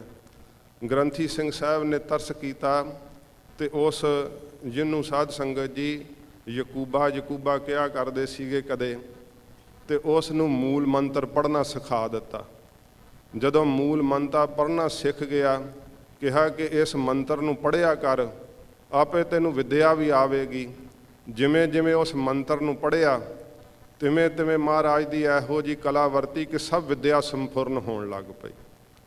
ਇੰਨੀ ਵੱਡੀ ਵਿੱਦਿਆ ਪੜ੍ਹ ਗਿਆ ਉਹ ਯਕੂਬ ਖਾਨ, ਪਾਕਿਸਤਾਨ ਦਾ ਰਾਸ਼ਟਰਪਤੀ ਬਣਿਆ। ਅਤੇ ਜਿਸ ਵਕਤ ਸਿੱਖਾਂ ਦਾ ਇੱਕ ਡੈਲੀਗੇਟ ਉਸ ਨੂੰ ਮਿਲਣ ਵਾਸਤੇ ਗਿਆ, ਅਤੇ ਜਦੋਂ ਸਿੱਖ ਅੰਦਰ ਪ੍ਰਵੇਸ਼ ਕੀਤੇ ਨਾ, ਉਹਦੀ ਰਿਹਾਇਸ਼ 'ਤੇ ਸੋਨੇ ਦੇ ਅੱਖਰਾਂ ਵਿੱਚ ਮੂਲ ਮੰਤਰ ਲਿਖਿਆ ਹੋਇਆ, ਸੋਨੇ ਦੇ ਅੱਖਰਾਂ ਵਿੱਚ। ਅਤੇ ਉਸ ਨੂੰ ਪੁੱਛਿਆ, ਜਦੋਂ ਗੱਲਬਾਤ ਕੀਤੀ, ਕਹਿਣ ਲੱਗੇ ਮਹਾਰਾਜ ਇਹ ਕੀ ਗੱਲ ਹੈ, ਇਹ ਤਾਂ ਸਾਡਾ ਮੂਲ ਮੰਤਰ ਹੈ। ਕਹਿੰਦਾ ਇਹ ਕੇਵਲ ਤੁਹਾਡੇ ਵਾਸਤੇ ਗੁਰੂ ਨਾਨਕ ਸਾਹਿਬ ਨੇ ਨਹੀਂ ਬਖਸ਼ਿਆ, ਸਮਸਤ ਲੋਕਾਈ ਨੂੰ ਬਖਸ਼ਿਆ, ਅਤੇ ਮੈਂ ਇਸ ਕਲਾਮ ਦਾ ਸਦਕਾ ਇਸ ਮੁਕਾਮ 'ਤੇ ਪਹੁੰਚਿਆ ਹਾਂ। ਮੂਲ ਮੰਤਰ ਗੁਰੂ ਨਾਨਕ ਸਾਹਿਬ ਜੀ ਮਹਾਰਾਜ ਦਾ। ਅਤੇ ਸਾਧ ਸੰਗਤ ਜੀ, ਸਤਿਗੁਰੂ ਜੀ ਕਦੇ ਕਿਸੇ ਨਾਲ ਵਿਤਕਰਾ ਨਹੀਂ ਕਰਦੇ। ਗਰੀਬ ਨਵਾਜ਼ ਸੱਚੇ ਪਾਤਸ਼ਾਹ ਜੀ ਦੀ ਬਾਬਤ ਕਿਹਾ ਕਿ ਜਾਹਰ ਪੀਰ ਜਗਤ ਗੁਰ ਬਾਬਾ। ਸੱਚੇ ਪਾਤਸ਼ਾਹ ਜੀ ਮਹਾਰਾਜ ਜਿਨ੍ਹਾਂ ਨੂੰ ਪੀਰ ਕਹਿ ਕੇ ਮੁਸਲਮਾਨ ਸਾਧ ਸੰਗਤ ਜੀ ਸਤਿਕਾਰ ਦਿੰਦੇ ਹੈ, ਸਿੱਖਾਂ ਦੇ ਤਾਂ ਹਾਨੀ ਬਾਪੂ। ਸਾਰਾ ਸੰਸਾਰ ਸਤਿਗੁਰੂ ਜੀ ਨੂੰ, ਗਰੀਬ ਨਵਾਜ਼ ਨੂੰ ਆਪਣਾ ਰਹਿਬਰ ਮੰਨਦਾ ਹੈ। ਸੱਚੇ ਪਾਤਸ਼ਾਹ ਜੀ ਮਹਾਰਾਜ ਦਾ ਪਵਿੱਤਰ ਆਗਮਨ ਗੁਰਪੁਰਬ ਜੋ ਇਸ ਵਰੇ ਆ ਰਿਹਾ ਸਾਧ ਸੰਗਤ ਜੀ, ਅਰਧ ਸ਼ਤਾਬਦੀ ਹੈ। 550 ਸਾਲ ਪਹਿਲਾਂ ਨਨਕਾਣਾ ਸਾਹਿਬ ਦੀ ਧਰਤੀ 'ਤੇ ਗਰੀਬ ਨਵਾਜ਼ ਸੱਚੇ ਪਾਤਸ਼ਾਹ ਜੀ ਨੇ ਅਵਤਾਰ ਧਾਰਿਆ। ਸਤਿਗੁਰਾਂ ਜੀ ਦੇ ਆਗਮਨ ਪੁਰਬ ਦੀ ਖੁਸ਼ੀ ਵਿੱਚ ਬਹੁਤ ਭਾਰੇ ਜਸ਼ਨ ਜਿਹੜੇ ਹੈ ਉਹ ਸਾਧ ਸੰਗਤ ਜੀ ਦੇਸ਼ ਵਿਦੇਸ਼ ਦੀ ਧਰਤੀ 'ਤੇ ਆਰੰਭ ਦਿੱਤੇ ਹੈ। ਸਿੱਖ ਸੰਗਤਾਂ ਵੱਲੋਂ ਨਗਰ ਕੀਰਤਨ ਆਰੰਭ ਕੀਤੇ ਹੋਏ ਹੈ। ਸਤਿਗੁਰੂ ਪਾਤਸ਼ਾਹ ਜੀ ਮਹਾਰਾਜ ਕਿਰਪਾ ਕਰਨ ਉਚੇਚੇ ਤੌਰ 'ਤੇ, ਕਿਉਂਕਿ ਹਾਲਾਤ ਵਿਗੜਦਿਆਂ ਪਤਾ ਨਹੀਂ ਲੱਗਦਾ, ਪਰ ਇਸ ਵਾਰ ਸਿੱਖਾਂ ਨੇ ਬਹੁਤ ਸ਼ਰਧਾ ਭਾਵਨਾ ਨਾਲ ਵੱਡੀ ਪੱਧਰ 'ਤੇ ਤਿਆਰੀ ਕੀਤੀ ਹੈ। ਨਨਕਾਣਾ ਸਾਹਿਬ ਸਤਿਗੁਰਾਂ ਜੀ ਦੇ ਅਵਤਾਰ ਧਾਰਨ ਅਸਥਾਨ 'ਤੇ ਪਹੁੰਚ ਕਰਕੇ ਉੱਥੇ ਸਤਿਗੁਰਾਂ ਜੀ ਦੇ ਅਵਤਾਰ ਗੁਰਪੁਰਬ ਨੂੰ ਮਨਾਉਣ ਵਾਸਤੇ ਗਰੀਬ ਨਵਾਜ਼ ਸਤਿਗੁਰੂ ਜੀ ਰਹਿਮਤ ਕਿਰਪਾ ਕਰਨ। ਜੋ ਹਜ਼ੂਰ ਨੇ ਪਵਿੱਤਰ ਸ਼੍ਰੀ ਮੁਖਵਾਕ ਬਖਸ਼ਿਆ ਹੈ, ਸੋ ਚੰਦ ਮਿੰਟਾਂ ਵਾਸਤੇ ਹੀ, ਕਿਉਂਕਿ ਥੋੜ੍ਹਾ ਸਮਾਂ ਹੈ ਫਿਰ ਸਮਾਪਤੀ ਹੋਣੀ ਹੈ। ਤੋ ਸ਼੍ਰੀਮਾਨ ਸੰਤ ਬਾਬਾ ਮਾਨ ਸਿੰਘ ਜੀ, ਉਹਨਾਂ ਨੇ ਵੀ ਆਪ ਦੇ ਦਰਸ਼ਨ ਕਰਨੇ ਹਨ। ਜੋ ਸਤਿਗੁਰੂ ਜੀ ਨੇ ਪਵਿੱਤਰ ਸ਼੍ਰੀ ਮੁਖਵਾਕ ਬਖਸ਼ਿਆ, ਥੋੜ੍ਹੇ ਸਮੇਂ ਲਈ ਇਕਾਗਰ ਕਰਕੇ ਆਪਣੇ ਚਿੱਤ ਦੀ ਬਿਰਤੀ ਨੂੰ ਪਿਆਰ ਨਾਲ ਸਰਵਣ ਕਰੀਏ। ਮਹਾਰਾਜ ਜੀ ਦੇ ਪਵਿੱਤਰ ਚਰਨਾਂ ਦਾ ਧਿਆਨ ਕਰਦੇ ਹੋਏ ਆਖੋ ਜੀ ਸਤਿਨਾਮ ਸ਼੍ਰੀ ਵਾਹਿਗੁਰੂ ਸਾਹਿਬ ਜੀ। ਧਨਾਸਰੀ ਮਹੱਲਾ ਚੌਥਾ। ਸੇਵਕ ਸਿੱਖ ਪੂਜਣ ਸਭ ਆਵਹਿ। ਗਰੀਬ ਨਵਾਜ ਧੰਨ ਗੁਰੂ ਰਾਮਦਾਸ ਸੱਚੇ ਪਾਤਸ਼ਾਹ ਜੀ ਮਹਾਰਾਜ ਰਾਗ ਧਨਾਸਰੀ ਵਿੱਚ ਹਜੂਰ ਪਵਿੱਤਰ ਆਪਣੇ ਸ਼੍ਰੀ ਮੁਖ ਤੋਂ ਉਪਦੇਸ਼ ਬਖਸ਼ਿਸ਼ ਕਰਦੇ ਹੈ। ਸਾਧ ਸੰਗਤ ਜੀ, ਸਤਿਗੁਰਾਂ ਜੀ ਦਾ ਇਹ ਪਵਿੱਤਰ ਜੀਵਨ ਜਦੋਂ ਆਪਾਂ ਇਤਿਹਾਸ ਵਿੱਚ ਮਹਾਰਾਜ ਜੀ ਦੀ ਪਵਿੱਤਰ ਜੀਵਨ ਦੇ ਉੱਤੇ ਝਾਤੀ ਮਾਰਦੇ ਹਾਂ, ਸੱਚੇ ਪਾਤਸ਼ਾਹ ਮਹਾਰਾਜ ਜਿਨ੍ਹਾਂ ਦਾ ਬਚਪਨ ਬਹੁਤ ਕਠਿਨਾਈ ਵਾਲਾ ਸੀ, ਹਜੂਰ ਜਦੋਂ ਗੁਰੂ ਅਮਰਦਾਸ ਸੱਚੇ ਪਾਤਸ਼ਾਹ ਜੀ ਦੀ ਸੇਵਾ ਵਿੱਚ ਆਏ, ਸੱਚੇ ਪਾਤਸ਼ਾਹ ਜੀ ਦੀ ਸੇਵਾ ਦਾ ਜ਼ਿਕਰ ਭੱਟਾਂ ਨੇ ਕੀਤਾ, ਸੇਵਾ ਕਰਤ ਨਾ ਛੋੜੇ ਪਾਸ। ਕਦੇ ਮਹਾਰਾਜ ਜੀ ਨੇ ਪਾਸਾ ਨਹੀਂ ਸੀ ਵਟਿਆ। ਸਾਰੀ ਸਾਰੀ ਰਾਤ ਹਜੂਰ ਨੂੰ ਪੱਖਾ ਚੱਲਣਾ, ਰੁੱਤ ਅਨੁਸਾਰ ਮੁੱਠੀ ਚਾਪੀ ਕਰਨੀ, ਸਾਰਾ ਦਿਨ ਬੌਲੀ ਸਾਹਿਬ ਵਿੱਚੋਂ ਕਾਰ ਕਰਨੀ, ਮਿੱਟੀ ਕੱਢਣ ਦੀ, ਫਿਰ ਲੰਗਰ ਵਿੱਚ ਸੇਵਾ ਸਤਿਗੁਰਾਂ ਜੀ ਨੇ ਕਰਨੀ। ਗਰੀਬ ਨਵਾਜ ਸੱਚੇ ਪਾਤਸ਼ਾਹ ਜੀ ਮਹਾਰਾਜ ਨੂੰ ਇੱਕ ਵਾਰੀ ਗੁਰੂ ਅਮਰਦਾਸ ਸਾਹਿਬ ਜੀ ਮਹਾਰਾਜ ਨੇ ਕਿਹਾ ਸੀ, ਭਾਈ ਪੁਰਖਾ, ਕਾਬਲ ਵਿੱਚ ਵਿਦਵਾਨਾਂ ਦੀ ਬੜੀ ਇਕੱਤਰਤਾ ਹੋਣ ਲੱਗੀ ਹੈ, ਜੋ ਗੁਰੂ ਨਾਨਕ ਸਾਹਿਬ ਜੀ ਦੇ ਘਰ ਦੇ ਆਂਸ਼ੇ ਦੇ ਉੱਤੇ ਤਰਕ ਕਰਦੇ ਹੈ। ਤੁਸੀਂ ਉੱਥੇ ਜਾਓ ਅਤੇ ਗੁਰੂ ਨਾਨਕ ਸਾਹਿਬ ਦੇ ਘਰ ਦਾ ਜੋ ਆਂਸ਼ਾ ਹੈ ਉਹ ਉਹਨਾਂ ਨੂੰ ਸਪਸ਼ਟ ਕਰੋ। ਗੁਰੂ ਰਾਮਦਾਸ ਸਾਹਿਬ ਜੀ ਮਹਾਰਾਜ ਨੇ ਹੱਥ ਜੋੜ ਕੇ ਬੇਨਤੀ ਕੀਤੀ ਸੀ, ਸੱਚੇ ਪਾਤਸ਼ਾਹ, ਉੱਥੇ ਤਾਂ ਬੜੇ ਵਿਦਵਾਨ ਪੁਰਖ ਆਉਣਗੇ। ਮਹਾਰਾਜ ਜੀ, ਅਸੀਂ ਤਾਂ ਕੁਝ ਪੜ੍ਹੇ ਹੋਏ ਨਹੀਂ ਸੱਚੇ ਪਾਤਸ਼ਾਹ, ਹਜ਼ੂਰ ਅਸੀਂ ਉੱਥੇ ਕੀ ਜਵਾਬ ਦੇ ਸਕਾਂਗੇ, ਕੀ ਸਿਧਾਂਤ ਸਪਸ਼ਟ ਕਰ ਸਕਾਂਗੇ। ਮਹਾਰਾਜ ਗੁਰੂ ਅਮਰਦਾਸ ਸਾਹਿਬ ਜੀ ਨੇ ਕਿਹਾ ਸੀ, ਇਹ ਸੇਵਾ ਨੂੰ ਫਲ ਲੱਗਦਾ ਸਾਧ ਸੰਗਤ ਜੀ, ਭਾਵੇਂ ਕਿ ਸੰਪਰਦਾਵਾਂ ਵਿੱਚ ਮਰਿਆਦਾ ਮੁਤਾਬਕ ਸਭ ਪੜ੍ਹਾਈ ਜਿਹੜੀ ਹੈ ਬ੍ਰਹਮ ਵਿਦਿਆ ਦੀ ਪੜ੍ਹਾਈ ਜਾਂਦੀ ਹੈ, ਹੋਰ ਧਰਮਾਂ ਦੇ ਗ੍ਰੰਥ ਵੀ ਪੜ੍ਹਾਏ ਜਾਂਦੇ ਹੈ, ਪਰ ਵਿਸ਼ੇਸ਼ ਕਰਕੇ ਦੱਸਿਆ ਜਾਂਦਾ ਹੈ ਕਿ ਫਲ ਸੇਵਾ ਨੂੰ ਲੱਗਦਾ ਹੈ, ਫਲ ਬੰਦਗੀ ਨੂੰ ਲੱਗਦਾ ਹੈ। ਇਹੀ ਸਾਧ ਸੰਗਤ ਜੀ ਸਾਡੀ ਪਾਠਸ਼ਾਲਾ ਹੈ, ਸਾਡੇ ਮਦਰਸੇ ਇਹੀ ਹੈ, ਜਿੱਥੋਂ ਜੇ ਕੇਵਲ ਪੜ੍ਹ ਲਿਆ ਜਾਵੇ ਅਤੇ ਸਰੀਰ 'ਤੇ ਨਾ ਹੰਢਾਇਆ ਜਾਵੇ, ਫਿਰ ਸਾਧ ਸੰਗਤ ਜੀ ਨਹੀਂ ਪਤਾ ਚੱਲਦਾ। ਜਦੋਂ ਸਰੀਰ 'ਤੇ ਹੰਢਾਇਆ ਹੈ ਫਿਰ ਕੀ ਹੁੰਦਾ ਹੈ, ਅਨੁਭਵ ਪ੍ਰਾਪਤ ਹੋ ਜਾਂਦਾ, ਕੇਵਲ ਦਿਮਾਗੀ ਗਿਆਨ ਨਹੀਂ ਫਿਰ ਰਹਿੰਦਾ। ਗੁਰੂ ਮਹਾਰਾਜ ਜੀ ਨੇ ਜਦੋਂ ਇਉਂ ਨਿਮਰਤਾ ਸਹਿਤ ਬੇਨਤੀ ਕੀਤੀ, ਸੱਚੇ ਪਾਤਸ਼ਾਹ, ਅਸੀਂ ਉੱਥੇ ਕੀ ਮਹਾਰਾਜ ਆਂਸ਼ਾ ਸਪਸ਼ਟ ਕਰ ਸਕਾਂਗੇ। ਹਜੂਰ ਨੇ ਕਿਹਾ, ਮੂਲ ਮੰਤਰ ਦਾ ਪਾਠ ਕਰਕੇ ਜਦੋਂ ਆਪਣੇ ਸੱਜੇ ਪਾਸੇ ਤੱਕੋਗੇ, ਸਾਰੀ ਵਿੱਦਿਆ ਹੱਥ ਜੋੜ ਕੇ ਖਲੋਤੀ ਹੋਈ ਦਿਸੇਗੀ। ਜਿਹੜਾ ਬਚਨ ਮੁਖ ਤੋਂ ਕਹੋਗੇ ਤਤਕਾਲ ਸਤ ਹੋ ਜਾਵੇਗਾ। ਐਡੀ ਵੱਡੀ ਬਖਸ਼ਿਸ਼ ਮਹਾਰਾਜ ਗੁਰੂ ਅਮਰਦਾਸ ਸਾਹਿਬ ਨੇ ਆਪ ਦੇ ਉੱਪਰ ਕੀਤੀ। ਗਰੀਬ ਨਵਾਜ ਸੱਚੇ ਪਾਤਸ਼ਾਹ ਨੇ ਨਿਮਰਤਾ ਨਾਲ ਇਹ ਸ਼ਬਦ ਕਹੇ ਸੀ, ਜਦੋਂ ਹਜੂਰ ਨੇ ਗੁਰਤਾ ਦਾ ਤਖਤ ਦੇ ਕੇ ਨਵਾਜਿਆ। ਕਿਹਾ ਸੀ, ਮਹਾਰਾਜ, ਅਸੀਂ ਤਾਂ ਹਮ ਰੁਲਤੇ ਫਿਰਤੇ ਕੋਈ ਬਾਤ ਨਾ ਪੁੱਛਤਾ, ਗੁਰ ਸਤਿਗੁਰ ਸੰਗ ਕੀਰੇ ਹਮ ਥਾਪੇ। ਮਹਾਰਾਜ ਜੀ, ਅਸੀਂ ਤਾਂ ਰੁਲਦੇ ਫਿਰਦੇ ਸੀ, ਸਾਡੀ ਕੋਈ ਬਾਤ ਨਹੀਂ ਸੀ ਪੁੱਛਦਾ। ਆਪ ਨੇ ਮਹਾਰਾਜ ਬੈਠਾ ਸੋਢੀ ਪਾਤਸ਼ਾਹ ਰਾਮਦਾਸ ਸਤਿਗੁਰੂ ਕਹਾਵੈ। ਐਡੀ ਵੱਡੀ ਬਖਸ਼ਿਸ਼ ਆਪ ਨੇ ਰਹਿਮਤ ਕਰ ਦਿੱਤੀ ਹੈ। ਐਸੇ ਦੀਨ ਦਿਆਲ ਸਤਿਗੁਰੂ ਜੀ, ਸਾਨੂੰ ਸਿੱਖੀ ਕਿਵੇਂ ਪ੍ਰਾਪਤ ਹੋਵੇ, ਅੰਦਰ ਮਹਾਰਾਜ ਜੀ ਦੇ ਉਪਦੇਸ਼ ਦੀ ਕਣੀ ਕਿਵੇਂ ਟਿਕੇ, ਉਹਦੀ ਬਾਬਤ ਮਹਾਰਾਜ ਜੀ ਸਿੱਖਿਆ ਦਿੰਦੇ ਆ। ਫਿਰ ਪੜੋ, ਸੇਵਕ ਸਿੱਖ ਪੂਜਣ ਸਭ ਆਵਹਿ। ਮਹਾਰਾਜ ਜੀ ਫਰਮਾਉਂਦੇ ਆ ਕਿ ਸੇਵਕ ਸਿੱਖ ਪੂਜਣ ਸਭ ਆਵਹਿ।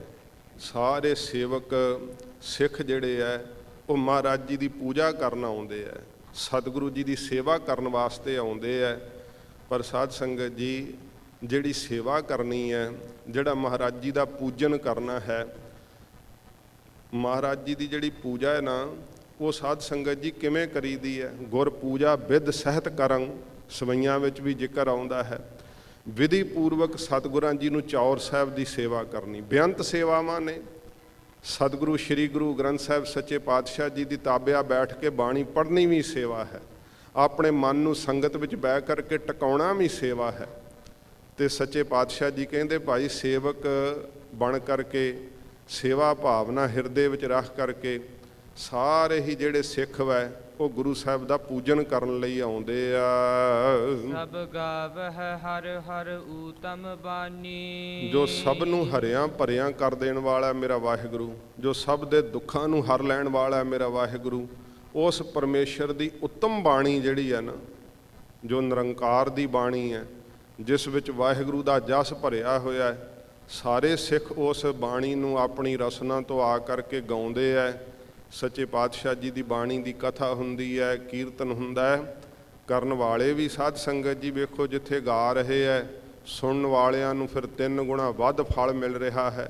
ਮਹਾਰਾਜ ਜੀ ਕਹਿੰਦੇ ਭਾਈ ਸਾਰੇ ਹੀ ਪਿਆਰ ਤੇ ਸ਼ਰਧਾ ਨਾਲ ਜਿਹੜੇ ਆ ਕਰਕੇ ਗਾਉਂਦੇ ਐ ਮਹਾਰਾਜ ਜੀ ਦੀ ਉੱਤਮ ਬਾਣੀ ਨੂੰ। ਗਾਵਿਆ ਸੁਣਿਆ ਤਿਨ ਕਾ ਹਰਿ ਥਾਏ ਪਾਵੈ। ਸਾਧ ਸੰਗਤ ਜੀ, ਜਦੋਂ ਅਸੀਂ ਗਾਵਿਆ ਵੀ ਹੈ, ਸੁਣਿਆ ਵੀ ਹੈ, ਪਰ ਫਿਰ ਵੀ ਸਾਡੇ ਮਨ ਦੇ ਅੰਦਰੋਂ ਵਿਕਾਰ ਕਿਉਂ ਨਹੀਂ ਨਾਸ਼ ਹੁੰਦੇ?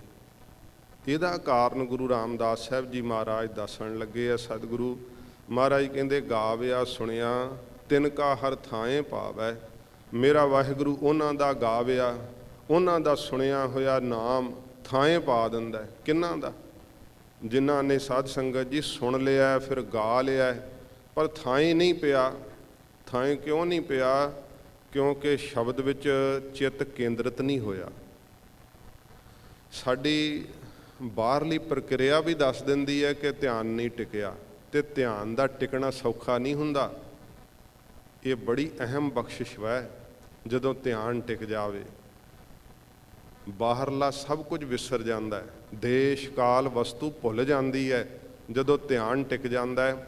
ਫਿਰ ਉਹ ਸਮਾਧੀਆਂ ਵੀ ਅੱਗੇ ਬੜਾ ਵਿਸਥਾਰ ਹੈ। ਸਾਵਕਲਪ ਸਮਾਧੀ ਹੈ, ਨਿਰਵਿਕਲਪ ਸਮਾਧੀ ਹੈ। ਗੁਰੂ ਕਲਗੀਧਰ ਸਾਹਿਬ ਜੀ ਮਹਾਰਾਜ ਜੀ ਦੇ ਪਵਿੱਤਰ ਜੀਵਨ ਵਿੱਚ ਇਹ ਮਹਾਰਾਜ ਜੀ ਨੇ ਸਿੱਖਿਆ ਦਿੱਤੀ ਹੈ। ਉੱਥੇ ਗੁਰਪ੍ਰਤਾਪ ਸੂਰਜ ਗ੍ਰੰਥ ਦੇ ਅੰਦਰ ਬੜਾ ਵਿਸਥਾਰ ਆਉਂਦਾ ਹੈ। ਜਦੋਂ ਫੁਰਨਾ ਬਣਿਆ ਰਹਿੰਦਾ ਉਹਨੂੰ ਸਾਵਕਲਪ ਸਮਾਧੀ ਕਹਿੰਦੇ ਆ। ਜਦੋਂ ਫੁਰਨਾ ਵੀ ਮਿਟ ਜਾਂਦਾ ਉਹਨੂੰ ਨਿਰਵਿਕਲਪ ਸਮਾਧੀ ਕਹਿੰਦੇ ਆ। ਉਹਦਾ ਮੈਂ ਥੋੜ੍ਹਾ ਜਿਹਾ ਜ਼ਿਕਰ ਕਰਦੇ ਹਾਂ। ਜਿਸ ਸਮੇਂ ਸਤਿਗੁਰੂ ਪਾਤਸ਼ਾਹ ਜੀ ਮਹਾਰਾਜ ਆਪਣੇ ਸ਼੍ਰੀ ਕੰਠ ਤੋਂ ਪਾਉਂਟਾ ਸਾਹਿਬ ਦੀ ਧਰਤੀ ਤੇ ਮਹਾਰਾਜ ਬਾਣੀ ਉਚਾਰਨ ਕਰ ਰਹੇ ਸੀ। ਸ਼੍ਰੀ ਜਾਪ ਸਾਹਿਬ ਜੀ ਦੇ ਉਚਾਰਨ ਕਰਨ ਦੀ ਥਾਂ ਪਾਉਂਟਾ ਸਾਹਿਬ ਹੈ। ਮਹਾਰਾਜ ਸੱਚੇ ਪਾਤਸ਼ਾਹ ਜੀ ਆਪਣੀ ਰਸਨਾ ਤੋਂ ਇਹ ਜਦੋਂ ਧੁਨਾਂ ਪੜ੍ਹ ਰਹੇ ਸੀ, ਪੰਕਤੀਆਂ ਪਿਆਰ ਨਾਲ ਪੜ੍ਹ ਰਹੇ ਸੀ ਕਿ ਜਲਸ ਤੂੰ ਹੀ ਤਲਸ ਤੂੰ ਹੀ, ਇਹ ਤੂੰ ਹੀ ਤੇ ਸਤਿਗੁਰਾਂ ਦੀ ਸੁਰਤ ਲੱਗ ਗਈ। ਮਹਾਰਾਜ ਨਿਰਵਿਕਲਪ ਸਮਾਧੀ ਵਿੱਚ ਸੱਚੇ ਪਾਤਸ਼ਾਹ ਜੀ ਚਲੇ ਗਏ। ਤੇ ਜਦੋਂ ਸਤਿਗੁਰਾਂ ਜੀ ਨੇ ਪੁੱਛਿਆ, ਸੁਰਤ ਉਥਾਨ ਹੋਈ ਲਿਖਾਰੀਆਂ ਨੂੰ ਕਿ ਕੀ ਲਿਖਿਆ ਹੈ? ਕਹਿੰਦੇ ਮਹਾਰਾਜ ਆਪ ਨੇ 16,000 ਵਾਰ ਤੂੰ ਹੀ ਸ਼ਬਦ ਕਿਹਾ। ਮਹਾਰਾਜ ਸੱਚੇ ਪਾਤਸ਼ਾਹ ਜੀ ਤੇ ਸਮੇਂ ਮੁਸਕਰਾਉਣ ਲੱਗ ਪਏ। ਸ਼ੰਕਾਵਾਦੀ ਤਾਂ ਅੱਗੇ ਹੀ ਸ਼ੰਕੇ ਬੜੇ ਕਰਦੇ ਐ, ਤੇ ਜੇ 16,000 ਵਾਰੀ ਤੂੰ ਹੀ ਲਿਖਿਆ ਹੁੰਦਾ ਤਾਂ ਉਹਨੇ ਕਹਿਣਾ ਲਓ ਜੀ ਵੇਖੋ ਤੂੰ ਹੀ, ਇਹ ਬਾਰ-ਬਾਰ ਕੀ ਲਿਖਣ ਦੀ ਕੀ ਲੋੜ ਸੀ? ਮਹਾਰਾਜ ਜੀ ਨੇ ਕਿਹਾ ਕਿ 16 ਵਾਰੀ ਰਹਿਣ ਦਿਓ, ਬਾਕੀ ਕੱਟ ਦਿਓ। 16 ਵਾਰੀ ਸਾਧ ਸੰਗਤ ਜੀ ਉੱਥੇ ਲਿਖਿਆ ਹੋਇਆ ਹੈ। ਪੂਰੇ ਗੁਰੂ ਜੀ ਤੇ ਉਹੀ ਮਨੁੱਖ ਤਰਕ ਕਰਦਾ ਹੈ ਜਿਹਦੇ ਮਨ ਦੇ ਅੰਦਰ ਸ਼ੰਕਾ ਪਿਆ ਹੋਇਆ, ਜਿਹਦੇ ਭਰਮ ਅੰਦਰ ਪਿਆ ਹੋਇਆ ਹੈ, ਤੇ ਜਿਹਦੇ ਅੰਦਰੋਂ ਮਹਾਰਾਜ ਜੀ ਨੇ ਭਰਮ ਨਾਸ਼ ਕਰ ਦਿੱਤਾ ਹੈ। ਤੇ ਪੂਰੇ ਕਾ ਕੀਆ, ਫਿਰ ਸਭ ਕੁਛ ਪੂਰਾ ਉਹਨੂੰ ਦਿਖਾਈ ਦਿੰਦਾ ਹੈ, ਘੱਟ ਵੱਧ ਕਿਛ ਨਾਹੀਂ। ਸੱਚੇ ਪਾਤਸ਼ਾਹ ਜੀ ਮਹਾਰਾਜ ਇਹ ਆਪ ਸਾਨੂੰ ਨਿਰਵਿਕਲਪ ਸਮਾਧੀ ਮਹਾਰਾਜ ਜੀ ਨੇ ਦਿਖਾਈ ਹੈ। ਉਥਾਨ ਹੋ ਕੇ ਪੁੱਛਿਆ ਕਿ ਕੀ ਲਿਖਿਆ ਜੇ, ਕਿਉਂਕਿ ਉੱਥੇ ਨਾ ਸਾਧ ਸੰਗਤ ਜੀ ਕੋਈ ਸੇਵਕ ਵੈ, ਨਾ ਉੱਥੇ ਕੋਈ ਸੁਆਮੀ ਹੈ। ਉੱਥੇ ਬਰਾਬਰ ਦੀ ਅਵਸਥਾ, ਇੱਕ ਜੀ ਅਵਸਥਾ, ਨਾ ਦਿਨ ਹੈ ਨਾ ਰਾਤ ਹੈ, ਨਾ ਹੀ ਸਮਾਂ ਹੈ, ਕਾਲ ਦਾ ਪ੍ਰਭਾਵ ਵੀ ਨਹੀਂ। ਸੱਚੇ ਪਾਤਸ਼ਾਹ ਜੀ ਮਹਾਰਾਜ ਕਹਿੰਦੇ ਨੇ ਉੱਥੇ ਪਹੁੰਚਣ ਵਾਸਤੇ ਸ਼ਬਦ ਵੈ, ਪਰ ਕਾਰਨ ਕੀ ਹੈ? ਥਾਂ ਕਿਉਂ ਨਹੀਂ ਪੈਂਦਾ? ਗਾਵਿਆ ਸੁਣਿਆ ਥਾਂ ਕਿਉਂ ਨਹੀਂ ਪੈਂਦਾ? ਕਾਲ ਤੋਂ ਅਸੀਂ ਪਰਾਂ ਕਿਉਂ ਨਹੀਂ ਹਟ ਪਾਉਂਦੇ? ਕਿਉਂਕਿ ਕਾਲ ਤਾਂ ਸਰੀਰ ਨੂੰ ਖਾਂਦਾ ਹੈ, ਤੇ ਸਰੀਰ ਵਿੱਚ ਹੀ ਅਸੀਂ ਜਿਸ ਸਮੇਂ ਰਹਿੰਦੇ ਹਾਂ, ਸਰੀਰ ਨੂੰ ਹੀ ਆਪਣਾ ਰੂਪ ਸਮਝਦੇ ਹਾਂ। ਸਰੀਰ ਤੋਂ ਅਸੀਂ ਪਰਾਂ ਹੀ ਨਹੀਂ ਹੋ ਪਾਉਂਦੇ। ਮਾਫ ਕਰਨਾ, ਭਾਵੇਂ ਕੋਈ ਵੀ ਹੈ, ਉਹਨਾਂ ਚਿਰ ਫਿਰ ਸਾਡਾ ਗਾਵਿਆ ਤੇ ਸੁਣਿਆ ਥਾਂ ਨਹੀਂ ਪੈਂਦਾ। ਜਦੋਂ ਸਾਡਾ ਗਾਵਿਆ ਸੁਣਿਆ ਥਾਂ ਪੈਣ ਲੱਗ ਪਵੇ, ਜਿਨ੍ਹਾਂ ਦਾ ਪੈਂਦਾ ਨਾ ਉਹ ਪਰਾਂ ਹੋ ਕੇ ਆਪਣੇ ਸਰੀਰ ਨੂੰ ਵੇਖ ਲੈਂਦੇ ਆ ਕਿ ਆਹ ਮੇਰਾ ਸਰੀਰ ਹੈ, ਮੈਂ ਸਰੀਰ ਨਹੀਂ ਹਾਂ। ਉਹ ਸਰੀਰ ਤੋਂ ਬਿਨਾਂ ਵੀ ਸਾਧ ਸੰਗਤ ਜੀ ਕਿਤੇ ਜਾ ਆਉਂਦੇ ਆ, ਗੱਲਾਂ ਵੀ ਕਰ ਲੈਂਦੇ ਆ। ਉਹ ਕਿਹੜੀ ਜ਼ਬਾਨ ਫਿਰ ਬੋਲਦੀ ਹੈ? ਜਿਹੜੇ ਸਤਿਗੁਰਾਂ ਤੇ ਹੀ ਸ਼ੰਕਾ ਕਰੀ ਜਾਂਦੇ ਆ ਕਿ ਭਾਈ ਵੇਖੋ ਭੋਗ ਲਵਾਉਂਦੇ ਆ, ਕਿਹੜਾ ਮਹਾਰਾਜ ਛਕਦੇ ਆ? ਉਹ ਗੁਰਸਿੱਖਾਂ ਦੇ ਅੰਦਰ ਇਹ ਸ਼ਕਤੀ ਆ ਜਾਂਦੀ ਹੈ, ਬਿਨਾਂ ਕੰਨਾਂ ਤੋਂ ਸੁਣ ਸਕਦੇ ਆ, ਬਿਨਾਂ ਜੀਭਾਂ ਤੋਂ ਬੋਲ ਸਕਦੇ ਆ, ਕਿਉਂਕਿ ਉਹ ਸਰੀਰ ਤਾਂ ਸਾਧ ਸੰਗਤ ਜੀ 5 ਤੱਤਾਂ ਦਾ ਕੇਵਲ ਬਣਿਆ ਹੋਇਆ ਹੈ। ਇਹ ਕੇਵਲ ਇੱਕ ਪ੍ਰਕਿਰਿਆ ਮਹਾਰਾਜ ਜੀ ਨੇ ਚਲਾਈ ਹੋਈ ਹੈ, ਜਿਹਦੀ ਬਾਬਤ ਕਿਹਾ ਕਿ ਮਾਟੀ ਕਪੂਤਰਾ ਕੈਸੇ ਨਚਤ ਹੈ, ਦੇਖੈ ਦੇਖੈ ਸੁਣੈ ਬੋਲੇ ਦੌੜਿਓ ਫਿਰਤ ਹੈ। ਮਨੁੱਖ ਸੋਚਦਾ ਕਿ ਮੇਰੀਆਂ ਇਹ ਸਰੀਰ ਦੀਆਂ ਅੱਖਾਂ ਵੇਖਦੀਆਂ ਨੇ। ਸਾਧ ਸੰਗਤ ਜੀ ਅਸਲ ਵਿੱਚ ਅੰਤਰੀਵ ਅੱਖਾਂ ਵੇਖਣ ਵਾਲੀਆਂ ਨੇ, ਜਿਨ੍ਹਾਂ ਦੀਆਂ ਉਹ ਜਾਗ ਪੈਂਦੀਆਂ ਨਾ, ਉਹਨਾਂ ਨੂੰ ਇਸ ਸੰਸਾਰ ਤੋਂ ਬਿਨਾਂ ਵੀ ਸਭ ਕੁਝ ਦਿਸਣ ਲੱਗ ਪੈਂਦਾ। ਫਿਰ ਅਸੀਂ ਇੱਥੇ ਬੈਠੇ, ਸਾਨੂੰ ਪਤਾ ਹੈ ਕਿ ਇੱਥੇ ਬੈਠੇ ਹਾਂ, ਸਰੀਰ ਦੀਆਂ ਅੱਖਾਂ ਦੇ ਸਾਹਮਣੇ ਜੋ ਹੈ ਉਹ ਹੀ ਦਿਸ ਰਿਹਾ ਨਾ, ਅੱਖਾਂ ਦੇ ਪਿੱਛੇ ਕੀ ਹੈ ਉਹ ਤਾਂ ਦਿਸਦਾ ਹੀ ਨਹੀਂ। ਕਈ ਵਾਰੀ ਹਾਸ ਰਸ ਦਾ ਬਚਨ ਮੈਨੂੰ ਯਾਦ ਆਇਆ। ਇੰਗਲੈਂਡ ਤੋਂ ਇੱਕ ਸਿੰਘ ਸੀਗਾ, ਉਹ ਜਥੇ ਵਿੱਚ ਰਹਿੰਦਾ ਸੀ, ਅਤੇ ਉਸ ਨੂੰ ਸਾਧ ਸੰਗਤ ਜੀ ਸਿੰਘਾਂ ਨੇ ਕਹਿ ਦਿੱਤਾ ਕਿ ਬਾਬਾ ਜੀ ਦੀਆਂ ਨੇ 4 ਅੱਖਾਂ, ਸ਼੍ਰੀਮਾਨ ਸੰਤ ਬਾਬਾ ਠਾਕੁਰ ਸਿੰਘ ਜੀ ਦੀਆਂ। ਕਹਿੰਦੇ 4 ਅੱਖਾਂ ਬਾਬਾ ਜੀ ਦੀਆਂ। ਉਹ ਭੋਲਾ ਸੀ, ਕਹਿੰਦਾ 2 ਤਾਂ ਦਿਸਦੀਆਂ ਤੇ 2 ਨਹੀਂ ਮੈਨੂੰ ਦਿਸਦੀਆਂ। ਉਹ ਕਹਿੰਦੇ ਉਹ ਦਸਤਾਰ ਦੇ ਪਿੱਛੇ ਹੈ। ਜਦੋਂ ਕਿਤੇ ਬਾਬਾ ਜੀ ਕੰਘਾ ਕਰਿਆ ਕਰਨ ਤੇ ਉਹ ਪਿੱਛੇ ਵੇਖਿਆ ਕਰੇ ਕਿ ਕਿੱਥੇ ਨੇ ਅੱਖਾਂ। ਤੇ ਇੱਕ ਦਿਨ ਅੰਬ ਲਿਆਂਦੇ ਸੀ ਕਿਸੇ ਪ੍ਰੇਮੀ ਨੇ, ਗਰਮੀਆਂ ਵਿੱਚ ਬਾਬਾ ਜੀ ਅੰਬ ਜਿਹੜੇ ਆ ਉਹ ਬੜੇ ਖੁਸ਼ ਹੋ ਕੇ ਛਕਦੇ ਹੁੰਦੇ ਸੀ। ਮਹਾਂਪੁਰਖ ਕਹਿਣ ਲੱਗੇ ਭਾਈ ਅੰਬ ਕੌਣ ਇੱਥੋਂ ਚੁੱਕ ਕੇ ਛਕ ਗਿਆ? ਖਿਆਲ ਰੱਖਿਆ ਜਦੋਂ ਉਹਨਾਂ ਨੇ, ਤੇ ਸੁਭਾਇਕ ਹੀ ਜਿਵੇਂ ਕਹਿ ਦਈਦਾ ਸਾਨੂੰ ਝਿੜਕਦਿਆਂ ਸਿੰਘਾਂ ਨੂੰ, ਕਹਿਣ ਲੱਗੇ ਤੁਸੀਂ ਕੀ ਸਮਝਦੇ ਹੋ ਮੇਰੀਆਂ 2 ਅੱਖਾਂ, ਮੇਰੀਆਂ 4 ਅੱਖਾਂ। ਜਦੋਂ ਆਪ ਕਹਿ ਦਿੱਤਾ ਤੇ ਉਹ ਬੜਾ ਹੈਰਾਨ ਹੋਇਆ, ਕਹਿੰਦਾ ਵਾਕਿਆ ਹੀ 4 ਅੱਖਾਂ ਪਰ ਮੈਨੂੰ ਨਹੀਂ ਦਿਸਦੀਆਂ। ਤੇ ਉਹਨੇ ਇੱਕ ਦਿਨ ਪੁੱਛ ਹੀ ਲਿਆ, ਕਹਿੰਦਾ ਬਾਬਾ ਜੀ ਤੁਹਾਡੀਆਂ ਜਿਹੜੀਆਂ 2 ਅੱਖਾਂ ਉਹ ਕਿੱਥੇ ਹੈ? ਬਾਬਾ ਜੀ ਕਹਿੰਦੇ ਮਸਤਾਨਿਆ ਆਹ 2 ਸਾਹਮਣੇ ਇਹੀ ਹੈ। ਕਹਿਣ ਲੱਗਾ ਮਹਾਰਾਜ ਇਹ ਤਾਂ ਦਿਸਦੀਆਂ, ਪਰ ਜਿਹੜੀਆਂ ਤੁਸੀਂ 4 ਕਿਹਾ ਸੀ। ਬਾਬਾ ਜੀ ਕਹਿੰਦੇ ਉਹ ਤਾਂ ਮੈਂ ਵੈਸੇ ਕਿਹਾ ਸੀ, ਹਾਸੇ ਨਾਲ ਕਿਹਾ ਸੀ। ਜਿਹੜੀ ਸਾਧ ਸੰਗਤ ਜੀ ਇਹ ਦ੍ਰਿਸ਼ਟੀ ਹੈ ਨਾ, ਅਸੀਂ ਸੋਚਦੇ ਹਾਂ ਕਿ ਅੱਖਾਂ ਕਰਕੇ ਇਹ ਦ੍ਰਿਸ਼ਟੀ ਹੈ, ਅਸਲ ਵਿੱਚ ਅੰਦਰ ਦ੍ਰਿਸ਼ਟੀ ਜਾਗ ਪੈਂਦੀ ਹੈ। ਉਹ ਫਿਰ ਇਹਨਾਂ ਅੱਖਾਂ ਤੋਂ ਬਿਨਾਂ ਵੀ ਆਪਣੇ ਪਿੱਛੇ ਵੇਖ ਲੈਂਦੇ ਆ ਕਿ ਪਿੱਛੇ ਸਾਡੇ ਕੀ ਹੋ ਰਿਹਾ। ਹੋਰ ਜਿੱਥੇ ਮਰਜ਼ੀ ਦੁਨੀਆ ਦਾ ਬੈਠਿਆਂ ਹੋਇਆ ਸਭ ਕੁਝ ਵੇਖ ਸਕਦੇ ਆ। ਸ੍ਰੀਮਾਨ ਸੰਤ ਗਿਆਨੀ ਗੁਰਬਚਨ ਸਿੰਘ ਜੀ ਖਾਲਸਾ ਪਿੰਡਰਾਂ ਵਾਲੇ ਮਹਾਂਪੁਰਖ ਬਾਣੀ ਸੁਣ ਰਹੇ ਸੀ। ਸ਼ਾਮ ਦਾ ਵਕਤ ਇੱਕ ਸਿੰਘ ਜਥੇ 'ਚੋਂ ਤੁਰਨ ਲੱਗਾ। ਮਹਾਂਪੁਰਖਾਂ ਨੇ ਬਾਣੀ ਸੁਣਦਿਆਂ ਉਹਨੂੰ ਬੁਲਾ ਲਿਆ। ਕਹਿਣ ਲੱਗੇ ਇਹ ਲੰਗਿਆਣੇ ਦੀ ਗੱਲ ਹੈ, ਉੱਥੇ ਜਥਾ ਸੀ। ਕਹਿਣ ਲੱਗੇ ਐਸ ਕੰਮ ਚੱਲਿਆ। ਸ਼ਰਮਿੰਦਾ ਹੋ ਗਿਆ, ਪਾਣੀ ਪਾਣੀ ਹੋ ਗਿਆ, ਕਿਉਂਕਿ ਕੁਕਰਮ ਕਰਨ ਵਾਸਤੇ ਚੱਲਿਆ ਸੀ, ਜਥੇ ਵਿੱਚ ਰਹਿੰਦਾ ਸੀ। ਉਹ ਬਹੁਤ ਜ਼ਿਆਦਾ ਤੇ ਸਮੇਂ ਜਦੋਂ ਦੱਸ ਹੀ ਦਿੱਤਾ ਕਿ ਕਿਹੜੇ ਕੰਮ ਚੱਲੇ ਆ, ਮਹਾਂਪੁਰਖ ਆਪ ਬਾਣੀ ਸੁਣਨ ਲੱਗ ਪਏ। ਬੜਾ ਉਹਦਾ ਮਨ ਉਪਰਾਮ ਹੋ ਗਿਆ। ਅਗਲਾ ਦਿਨ ਸੀ ਜਦੋਂ ਦੀਵਾਨ ਦੀ ਸਮਾਪਤੀ ਹੋਈ, ਉਹਨੇ ਆਪ ਦਾ ਟਰੰਕ ਚੱਕਿਆ ਤੇ ਤੁਰਨ ਲੱਗਾ। ਤੇ ਮਹਾਂਪੁਰਖਾਂ ਨੇ ਵੇਖ ਲਿਆ, ਕਹਿਣ ਲੱਗੇ ਭਾਈ ਬੁਲਾਓ ਉਹਨੂੰ। ਬੁਲਾਇਆ। ਮਹਾਂਪੁਰਖ ਕਹਿੰਦੇ ਕਿੱਧਰ ਚੱਲੇ ਆ? ਕਹਿੰਦਾ ਮਹਾਰਾਜ ਤੁਸੀਂ ਤਾਂ ਹੁਣ ਅੰਦਰ ਦੇ ਦਿਲ ਦੇ ਫੁਰਨੇ ਦੱਸੀ ਜਾਂਦੇ ਹੋ, ਤੇ ਅਸੀਂ ਕੀ ਲੁਕਾਈਏ ਤੁਹਾਡੇ ਕੋਲੋਂ? ਮੈਨੂੰ ਕਿਰਪਾ ਕਰੋ, ਆਗਿਆ ਦੇ ਦਿਓ। ਮੈਂ ਤਾਂ ਇੰਨਾ ਗਲੀਚ ਆ, ਇੰਨਾ ਮਾੜਾ ਹੈ, ਤੁਸੀਂ ਮੈਨੂੰ ਬਚਾ ਤਾਂ ਲਿਆ, ਪਰ ਮਹਾਰਾਜ ਮੈਨੂੰ ਹੁਣ ਸ਼ਰਮ ਆਉਂਦੀ ਹੈ ਕਿ ਮੈਂ ਤੁਹਾਡੇ ਜਥੇ ਵਿੱਚ ਕਿਵੇਂ ਰਹਾਂ। ਮੈਨੂੰ ਬਖਸ਼ ਦਿਓ ਛੁੱਟੀ। ਮੇਰਾ ਇੰਨਾ ਜ਼ਿਆਦਾ ਮਨ ਹੁਣ ਇੰਨੀ ਸ਼ਰਮ ਵਿੱਚ ਆ ਗਿਆ ਕਿ ਤੁਸੀਂ ਕਿਵੇਂ ਜਾਣਦੇ ਸੀ ਮੇਰੇ ਫੁਰਨੇ ਨੂੰ, ਤਾਂ ਮੈਂ ਰਹਿ ਨਹੀਂ ਸਕਦਾ ਹੁਣ ਇੱਥੇ। ਇੰਨਾ ਮੈਨੂੰ ਮਨ ਦੇ ਅੰਦਰ ਸ਼ਰਮ ਆਈ ਜਾਂਦੀ ਹੈ। ਮਹਾਂਪੁਰਖ ਕਹਿਣ ਲੱਗੇ ਪ੍ਰੇਮੀਆਂ, ਅਸੀਂ ਕਿਸੇ ਦੇ ਦਿਲ ਵਿੱਚ ਝਾਤੀ ਨਹੀਂ ਮਾਰਦੇ। ਤੇਰਾ ਭਲਾ ਹੋ ਜਾਏਗਾ, ਸੰਗਤ ਛੱਡ ਕੇ ਨਾ ਜਾ। ਬਾਹਰ ਜਾਵੇਂਗਾ ਅੱਗ ਹੀ ਵਰਦੀ ਹੈ। ਬ੍ਰਹਮ ਵਿੱਦਿਆ ਪੜ੍ਹ ਲੈ, ਸਤਿਗੁਰੂ ਜੀ ਦੀ ਛਤਰ ਛਾਇਆ ਥੱਲੇ ਰਹੋ, ਤੇਰੀ ਜ਼ਿੰਦਗੀ ਕੁਕਰਮਾਂ ਤੋਂ ਬਚ ਜਾਵੇਗੀ। ਬਾਕੀ ਅਸੀਂ ਕਿਸੇ ਦੇ ਦਿਲਾਂ ਵਿੱਚ ਧਿਆਨ ਨਹੀਂ ਮਾਰਦੇ। ਮਹਾਂਪੁਰਖਾਂ ਦੱਸਿਆ ਕਿ ਕੋਈ ਗੰਦਗੀ ਵੱਲ ਵੇਖਦਾ ਨਹੀਂ ਹੁੰਦਾ, ਇਸ ਕਰਕੇ ਸਾਡਾ ਸੁਭਾਅ ਨਹੀਂ ਹੈ ਇਹ, ਪਰ ਤੇਰਾ ਭਲਾ ਕਰਨ ਲਈ ਤੈਨੂੰ ਅਸੀਂ ਦੱਸਿਆ। ਇਸ ਕਰਕੇ ਸਾਧ ਸੰਗਤ ਜੀ ਅੰਦਰ ਦੀ ਦ੍ਰਿਸ਼ਟੀ ਜਾਗ ਪੈਂਦੀ ਹੈ। ਜੇ ਨਹੀਂ ਜਾਗ ਰਹੀ, ਨਹੀਂ ਪ੍ਰਾਪਤੀ ਹੋ ਰਹੀ, ਇਸ ਕਰਕੇ ਸਮਝਣਾ ਚਾਹੀਦਾ ਹੈ ਕਿ ਸਾਡਾ ਫਿਰ ਗਾਵਿਆ ਸੁਣਿਆ ਥਾਂ ਨਹੀਂ ਪੈ ਰਿਹਾ। ਸਤਿਗੁਰੂ ਪਾਤਸ਼ਾਹ ਜੀ ਮਹਾਰਾਜ ਕਿਵੇਂ ਥਾਂ ਪੈਂਦਾ ਹੈ? ਮਹਾਰਾਜ ਜੀ ਦੱਸਦੇ ਹਨ, ਜਿਨ ਸਤਿਗੁਰ ਕੀ ਆਗਿਆ ਸਤ ਸਤ ਕਰ ਮਾਨੀ। ਜਿਨ੍ਹਾਂ ਨੇ ਸਤਿਗੁਰਾਂ ਜੀ ਦੀ ਆਗਿਆ ਮੰਨ ਕਰਕੇ, 2 ਵਾਰੀ ਆਇਆ, ਸਰੀਰ ਕਰਕੇ ਵੀ, ਸਤ ਕਰਕੇ ਮੰਨੀ ਹੈ। ਮਨ ਕਰਕੇ ਵੀ ਸਤ ਬਚਨ ਕਹਿਣਾ ਕਈ ਵਾਰੀ ਹੁੰਦਾ ਹੈ, ਉੱਤੋਂ ਲੋਕਾਚਾਰੀ ਵਿੱਚ ਹਾਂਜੀ ਹਾਂਜੀ, ਅੰਦਰੋਂ ਮਨ ਨਹੀਂ ਮੰਨਿਆ ਹੁੰਦਾ। ਮਹਾਰਾਜ ਕਹਿੰਦੇ ਨੇ ਜਿਨ ਸਤਿਗੁਰ ਕੀ ਆਗਿਆ ਸਤ ਸਤ ਕਰ ਮਾਨੀ। ਜਿਨ੍ਹਾਂ ਨੇ ਸਤਿਗੁਰਾਂ ਜੀ ਦੀ ਆਗਿਆ ਸਤ ਕਰਕੇ ਮੰਨੀ ਹੈ। ਜਿਸ ਵਕਤ ਸਾਧ ਸੰਗਤ ਜੀ ਗੁਰੂ ਨਾਨਕ ਸਾਹਿਬ ਜੀ ਮਹਾਰਾਜ ਗੁਰਿਆਈ ਬਖਸ਼ਿਸ਼ ਕਰਨੀ ਸੀ ਨਾ, ਸੱਚੇ ਪਾਤਸ਼ਾਹ ਜੀ ਮਹਾਰਾਜ ਨੇ ਬਹੁਤ ਵੱਡੀ ਪਰਖ ਕੀਤੀ ਸੀ। ਕਈ ਮਹੀਨੇ ਲੰਗਰ ਹੀ ਮਸਤਾਨੇ ਕਰਤੇ ਮਹਾਰਾਜ ਨੇ। ਤੇ ਉਹ ਲੰਗਰ ਵੀ ਜਿਹੜਾ ਜ਼ਿਕਰ ਆਉਂਦਾ ਨਾ, ਹਜੂਰ ਜਿੰਨਾ ਆਪ ਉੱਥੇ ਅਨਾਜ ਪੈਦਾ ਕਰਦੇ ਓਨੇ ਦਾ ਹੀ ਲੰਗਰ ਮਹਾਰਾਜ ਚਲਾਇਆ ਕਰਦੇ। ਹਜੂਰ ਕਿਸੇ ਦੀ ਭੇਟਾ ਨਾ ਸੀ ਉਦੋਂ ਲੈਂਦੇ ਹੁੰਦੇ ਸੱਚੇ ਪਾਤਸ਼ਾਹ। ਜਿਸ ਵਕਤ ਲੰਗਰ ਮਸਤਾਨੇ ਹੋ ਗਏ, ਕਿੱਥੇ 3 ਸਮੇਂ ਕੜਾਹ ਪ੍ਰਸ਼ਾਦ ਬਣਦਾ ਸੀ, ਲੰਗਰ ਪ੍ਰਸ਼ਾਦ ਸੋਹਣਾ ਬਣਦਾ ਸੀਗਾ।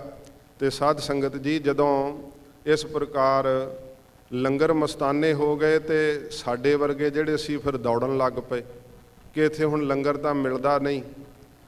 ਤੇ ਬੜੇ ਫਿਰ ਜਿਹੜੇ ਸਾਦਗੀ ਵਿੱਚ ਰਹਿਣ ਵਾਲੇ, ਸਤਿਗੁਰਾਂ ਦੇ ਸ਼ਬਦ ਨੂੰ ਕਮਾਉਣ ਵਾਲੇ, ਉਹ ਭੁੱਖੇ ਵੀ ਰਹੇ। ਇਉਂ ਬੜੀ ਮਹਾਰਾਜ ਨੇ ਕਰੜੀ ਜਿਹੜੀ ਪਰਖ ਹਜੂਰ ਨੇ ਕੀਤੀ। ਫਿਰ ਮਹਾਰਾਜ ਨੇ ਉਹਦੇ ਵਿੱਚੋਂ ਵੀ ਚੁਣਨੇ ਸੀ।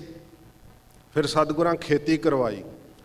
ਮਹਾਰਾਜ ਜੀ ਨੇ ਖੇਤੀ ਕਰਵਾ ਕੇ ਨਾ ਬੜਾ ਅਨਾਜ ਹੋਇਆ, ਬੜਾ ਬੋਹਲ ਲੱਗ ਗਿਆ। ਹਜੂਰ ਨੂੰ ਆ ਕੇ ਸਿੱਖਾਂ ਦੱਸਿਆ, ਮਹਾਰਾਜ ਚੰਗਾ ਹੀ ਝਾੜ ਨਿਕਲਿਆ, ਬੜੇ ਮਹਾਰਾਜ ਸੋਹਣੇ ਬੋਲ ਲੱਗੇ ਆ, ਚੰਗਾ ਖੁੱਲ੍ਹਾ ਹੁਣ ਲੰਗਰ ਚੱਲਿਆ ਕਰੇਗਾ। ਹਜੂਰ ਆਪ ਆਏ ਵੇਖਣ। ਸਤਿਗੁਰੂ ਕਹਿੰਦੇ ਸਿੱਖੋ ਐਂ ਕਰੋ ਕਿ ਦੁਆਲੇ ਇਹ ਸਾਰਾ ਜਿਹੜਾ ਅਨਾਜ ਹੋਇਆ ਨਾ, ਇਹ ਜਿੰਨੇ ਵੀ ਘਾਹ ਫੂਸ ਹੈ ਇਹਦੇ ਦੁਆਲੇ ਇਕੱਠਾ ਕਰਕੇ ਤੇ ਇਹਨੂੰ ਹੁਣ ਅੱਗ ਲਾ ਦਿਓ। ਉਹ ਕਹਿੰਦੇ ਮਹਾਰਾਜ ਸਾਥੋਂ ਤਾਂ ਨਹੀਂ ਲੱਗਦੀ, ਇੰਨੀ ਮਿਹਨਤ ਕੀਤੀ ਹੈ, ਨਾਲੇ ਇੰਨੀ ਲੋੜ ਹੈ, ਲੰਗਰ ਮਸਤਾਨੇ ਹੋਏ ਪਏ ਹੈ, ਤੁਸੀਂ ਹੁਣ ਅੱਗ ਲਵਾਉਨੇ ਹੋ। ਮਹਾਰਾਜ ਕਹਿੰਦੇ ਭਾਈ ਅੱਗ ਲਾ ਦਿਓ। ਜਿਨ੍ਹਾਂ ਨੇ ਤਾਂ ਬਚਨ ਮੰਨਿਆ, ਕਿਹਾ ਮਹਾਰਾਜ ਤੁਹਾਡੀ ਆਗਿਆ, ਤੁਸਾਂ ਖੇਤੀ ਕਰਵਾਈ ਹੈ, ਤੁਸਾਂ ਬੋਲ ਲਵਾਇਆ, ਜੇ ਤੁਸੀਂ ਆਗਿਆ ਕਰਦੇ ਹੋ ਤੇ ਮਹਾਰਾਜ ਹੁਣ ਅੱਗ ਲਾ ਦਿੰਨੇ ਆ। 7 ਬਚਨ ਜਿਨ੍ਹਾਂ ਨੇ ਕਿਹਾ ਮਨ ਕਰਕੇ ਉਹਨਾਂ ਨੇ ਅੱਗ ਲਾ ਦਿੱਤੀ। ਤੇ ਉੱਥੋਂ ਵੀ ਸਾਧ ਸੰਗਤ ਜੀ ਮਨ ਮੁੜ ਗਏ ਕਈਆਂ ਦੇ ਕਿ ਵੇਖੋ ਮਹਾਰਾਜ ਨੇ ਅਨਾਜ ਨੂੰ ਹੀ ਅੱਗ ਲਵਾਤੀ ਹੈ। ਸਤਿਗੁਰਾਂ ਜੀ ਦੀ ਕੀਤੀ ਦੇ ਉੱਤੇ ਜਿਹਦਾ ਮਨ ਸਤ ਕਰਕੇ ਨਹੀਂ ਮੰਨਦਾ ਨਾ, ਉਹਨੂੰ ਸਾਧ ਸੰਗਤ ਜੀ ਅੰਦਰ ਹਿਰਦੇ ਦੇ ਅੰਦਰ ਇਹ ਬਖਸ਼ਿਸ਼ ਨਹੀਂ ਪ੍ਰਾਪਤ ਹੁੰਦੀ। ਧੰਨ ਗੁਰੂ ਗੋਬਿੰਦ ਸਿੰਘ ਸੱਚੇ ਪਾਤਸ਼ਾਹ ਜੀ ਮਹਾਰਾਜ ਨੇ ਜਿੰਨਾ ਕੋਈ ਦੇਸ਼ ਦਸ਼ੰਤਰਾਂ ਤੋਂ ਪਸ਼ਮੀਨੇ ਦੇ ਬਸਤਰ ਚੜ੍ਹੇ ਸੀ, ਜਿਨ੍ਹਾਂ ਉੱਤੇ ਸੋਨੇ ਦੀ ਕਢਾਈ ਸੀ, ਚਾਂਦੀ ਦੀ ਕਢਾਈ ਸੀ, ਹੀਰੇ ਜਵਾਹਰਾਤ ਜੜੇ ਹੋਏ ਸੀ, ਸਤਿਗੁਰਾਂ ਨੇ ਕਿਹਾ ਖਜ਼ਾਨਚੀਆਂ ਨੂੰ ਕਿ ਸਭ ਤੋਸ਼ਾਖਾਨਾ ਵਿਹਲਾ ਕਰ ਦਿਓ, ਸਭ ਕੁਝ ਸਾਡੇ ਸਾਹਮਣੇ ਕੱਢ ਕੇ ਲਿਆਓ। ਸਭ ਕੁਝ ਜਦੋਂ ਕੱਢ ਕੇ ਲਿਆਂਦਾ ਅੰਬਾਰ ਲੱਗ ਗਏ। ਹਜੂਰ ਕਹਿੰਦੇ ਐਂ ਕਰੋ ਅੱਗ ਲਾ ਦਿਓ। ਸਾਰੇ ਬੜੇ ਹੈਰਾਨ ਹੋਏ ਕਿ ਬਸਤਰ ਬੜੇ ਦੁਰਲੱਭ ਹੈ, ਇਹ ਤਾਂ ਕਿਤੋਂ ਪ੍ਰਾਪਤ ਨਹੀਂ ਹੁੰਦੇ, ਇਹ ਮਹਾਰਾਜ ਕੀ ਕਰ ਰਹੇ ਆ ਸਤਿਗੁਰੂ ਜੀ। ਮਹਾਰਾਜ ਸਾਥੋਂ ਨਹੀਂ ਲੱਗਦੀ। ਹਜੂਰ ਕਹਿੰਦੇ ਸਾਡੀ ਆਗਿਆ, ਅੱਗ ਲਾ ਦਿਓ। ਸੱਚੇ ਪਾਤਸ਼ਾਹ ਜੀ ਮਹਾਰਾਜ ਨੇ ਆਪਣੇ ਸਾਹਮਣੇ ਅੱਗ ਲਵਾਤੀ ਸਾਰੇ ਬਸਤਰਾਂ ਨੂੰ। ਕਿੱਥੋਂ ਕਿੱਥੋਂ ਬਸਤਰ ਸਿੱਖਾਂ ਨੇ ਲਿਆਂਦੇ ਸੀਗੇ। ਜਦੋਂ ਅੱਗ ਲਾਈ ਗਈ ਨਾ, ਵੇਖੋ ਤਾਤ ਪਰਜ ਕੀ ਹੈ ਮਹਾਰਾਜ ਦਾ ਅੱਗ ਲਵਾਉਣ ਦਾ। ਜਦੋਂ ਅੱਗ ਲਾਈ ਗਈ, ਬਸਤਰ ਕੱਪੜੇ ਸਾਰੇ ਸੜ ਗਏ, ਵਿੱਚੋਂ ਜਿਹੜਾ ਸੋਨਾ ਚਾਂਦੀ ਸੀ ਨਾ ਉਹ ਵੱਖਰਾ ਪਿਆ ਰਿਹਾ। ਮਹਾਰਾਜ ਕਹਿੰਦੇ ਇਹ ਇਕੱਠਾ ਕਰ ਲਓ ਹੁਣ ਸਾਰਾ। ਇਹ ਇਕੱਠਾ ਕਰ ਲਿਆ। ਸਿੱਖਾਂ ਨੇ ਸੋਚਿਆ ਹੋਣਾ ਕਈਆਂ ਨੇ ਕਿ ਮਹਾਰਾਜ ਨੇ ਇਸ ਵਸਤਰ ਦੇ ਨਾਲੋਂ ਜਿਹੜੇ ਸੋਨਾ ਚਾਂਦੀ ਸੀ ਉਹ ਕਢਾਉਣ ਵਾਸਤੇ ਸ਼ਾਇਦ ਅੱਗ ਲਵਾਈ ਹੋਵੇਗੀ। ਮਹਾਰਾਜ ਜੀ ਨੇ ਉਹ ਇਕੱਠੇ ਕਰਾ ਲਏ। ਸਤਿਗੁਰੂ ਜੀ ਕਹਿੰਦੇ ਚੰਗਾ ਹੁਣ ਜਿਹੜਾ ਤੋਸ਼ੇਖਾਨੇ ਵਿੱਚ ਵੀ ਜਿੰਨੇ ਹੀਰੇ ਜਵਾਹਰਾਤ ਹੈ, ਜਿੰਨਾ ਸੋਨਾ ਚਾਂਦੀ ਹੈ, ਉਹ ਸਾਰਾ ਹੀ ਕੱਢ ਲਿਆਓ। ਤੇ ਸਵੇਰ ਤੋਂ ਲੈ ਕੇ ਸ਼ਾਮ ਤੱਕ ਲਾਰ ਲੱਗ ਗਈ। ਜਿੰਨਾ ਧਨ ਮਾਲ ਸੀ ਸਤਿਗੁਰਾਂ ਨੇ ਸਾਰਾ ਸਤਲੁਜ ਦੀ ਭੇਟ ਕਰ ਦਿੱਤਾ। ਇਹ ਮਹਾਰਾਜ ਦੇ ਜੀਵਨ ਵਿੱਚ ਹੈ। ਤੇ ਜਿਹੜੇ ਉਦੋਂ ਵੀ ਸਤਿਗੁਰੂ ਜੀ ਦੀ ਆਗਿਆ ਸਤ ਕਰਕੇ ਨਾ ਸੀ ਮੰਨੀ, ਕੋਈ ਰੱਖਣ ਦਾ ਯਤਨ ਕੀਤਾ, ਸਾਧ ਸੰਗਤ ਜੀ ਉਹਨਾਂ ਨੇ ਕਿੱਡਾ ਕਸ਼ਟ ਪਾਇਆ। ਗਰੀਬ ਨਵਾਜ ਸਤਿਗੁਰੂ ਜੀ ਕਹਿੰਦੇ ਆ ਭਾਈ ਉਹਨਾਂ ਦਾ ਗਾਵਿਆ, ਉਹਨਾਂ ਦਾ ਸੁਣਿਆ ਥਾਂ ਪੈ ਜਾਂਦਾ ਹੈ ਜਿਹੜੇ ਸਤਿਗੁਰੂ ਜੀ ਦੀ ਆਗਿਆ ਨੂੰ ਸੱਤ ਕਰਕੇ ਮੰਨਦੇ ਆ। ਮਨ ਕਰਕੇ ਸੱਤ ਮੰਨ ਲੈਂਦੇ ਆ, ਸਰੀਰ ਕਰਕੇ ਵੀ ਅੱਗੋਂ ਝੁਕ ਕੇ ਸੱਤ ਕਰਕੇ ਮੰਨਦੇ ਆ। ਗਰੀਬ ਨਿਵਾਜ ਸੱਚੇ ਪਾਤਸ਼ਾਹ ਦੇ ਮੁਖ ਤੋਂ ਨਿਕਲਿਆ ਹੋਇਆ ਬਚਨ, ਇਹ ਸਤਿਗੁਰੂ ਜੀ ਦੀ ਪਵਿੱਤਰ ਬਾਣੀ, ਇਹ ਸਾਧ ਸੰਗਤ ਜੀ ਸੱਤ ਕਰਕੇ ਮੰਨਣੀ ਚਾਹੀਦੀ ਹੈ। ਸਿੱਖ ਨੂੰ ਮਨ ਕਰਕੇ ਤੇ ਸਰੀਰ ਕਰਕੇ। ਜਦੋਂ ਸਤਿਗੁਰਾਂ ਜੀ ਦੀ ਬਾਣੀ ਮਨ ਕਰਕੇ ਸੱਤ ਨਾ ਮੰਨੀ ਜਾਵੇ, ਫਿਰ ਅਰਦਾਸ ਕਰੀਦੀ ਹੈ ਕਿ ਮਹਾਰਾਜ ਮੇਰਾ ਮਨ ਇਸ ਗੱਲ ਦੇ ਉੱਤੇ ਨਿਸ਼ਚਾ ਨਹੀਂ ਕਰ ਰਿਹਾ, ਆਪ ਕਿਰਪਾ ਕਰਕੇ ਮਹਾਰਾਜ ਮੇਰੇ ਤੇ ਰਹਿਮਤ ਕਰੋ ਕਿ ਆਪ ਦਾ ਬਚਨ ਮੈਨੂੰ ਸੱਤ ਪਾਸੇ, ਮੈਂ ਸੱਤ ਕਰਕੇ ਮੰਨ ਲਵਾਂ। ਜਦੋਂ ਇਸ ਪ੍ਰਕਾਰ ਮੰਨਣ ਹੋ ਜਾਵੇ, ਸਰੀਰ ਸੇਵਾ ਵਿੱਚ ਲੱਗ ਜਾਵੇ, ਫਿਰ ਮਹਾਰਾਜ ਕਹਿੰਦੇ ਭਾਈ ਗਾਵਿਆ ਤੇ ਸੁਣਿਆ ਥਾਂ ਪੈ ਜਾਂਦਾ ਏ। ਬੋਲੋ ਭਾਈ ਹਰ ਕੀਰਤ ਹਰ ਭਵ ਜਲ ਤੀਰਥ। ਬੋਲੋ ਭਾਈ ਹਰ ਕੀਰਤ। ਸਤਿਗੁਰੂ ਜੀ ਕਹਿੰਦੇ ਹੈ ਭਾਈ, ਇਹ ਚੇਤਨ ਦੀ ਅੰਸ਼ ਹੋਣ ਕਰਕੇ ਨਾ ਭਰਾ ਕਿਹਾ ਸਤਿਗੁਰਾਂ ਨੇ ਸਭ ਨੂੰ। ਮਹਾਰਾਜ ਕਹਿੰਦੇ ਹੈ ਭਰਾਵੋ ਗੁਰਸਿੱਖੋ, ਬੋਲੋ ਕੀ ਬੋਲੋ, ਬੋਲ ਹਰ ਨਾਮ ਸਫਲ ਸਾ ਕਰੀ। ਵਾਹਿਗੁਰੂ ਦਾ ਨਾਮ ਬੋਲ। ਵੇਖੋ ਬੋਲਣ ਕਰਕੇ ਕੀ ਹੁੰਦਾ ਹੈ। ਸੱਚੇ ਪਾਤਸ਼ਾਹ ਜੀ ਮਹਾਰਾਜ ਕਹਿੰਦੇ ਨੇ, ਰਾਮ ਗੋਬਿੰਦ ਜਪਿੰਦਿਆਂ ਹੋਵਾ ਮੁਖ ਪਵਿੱਤਰ।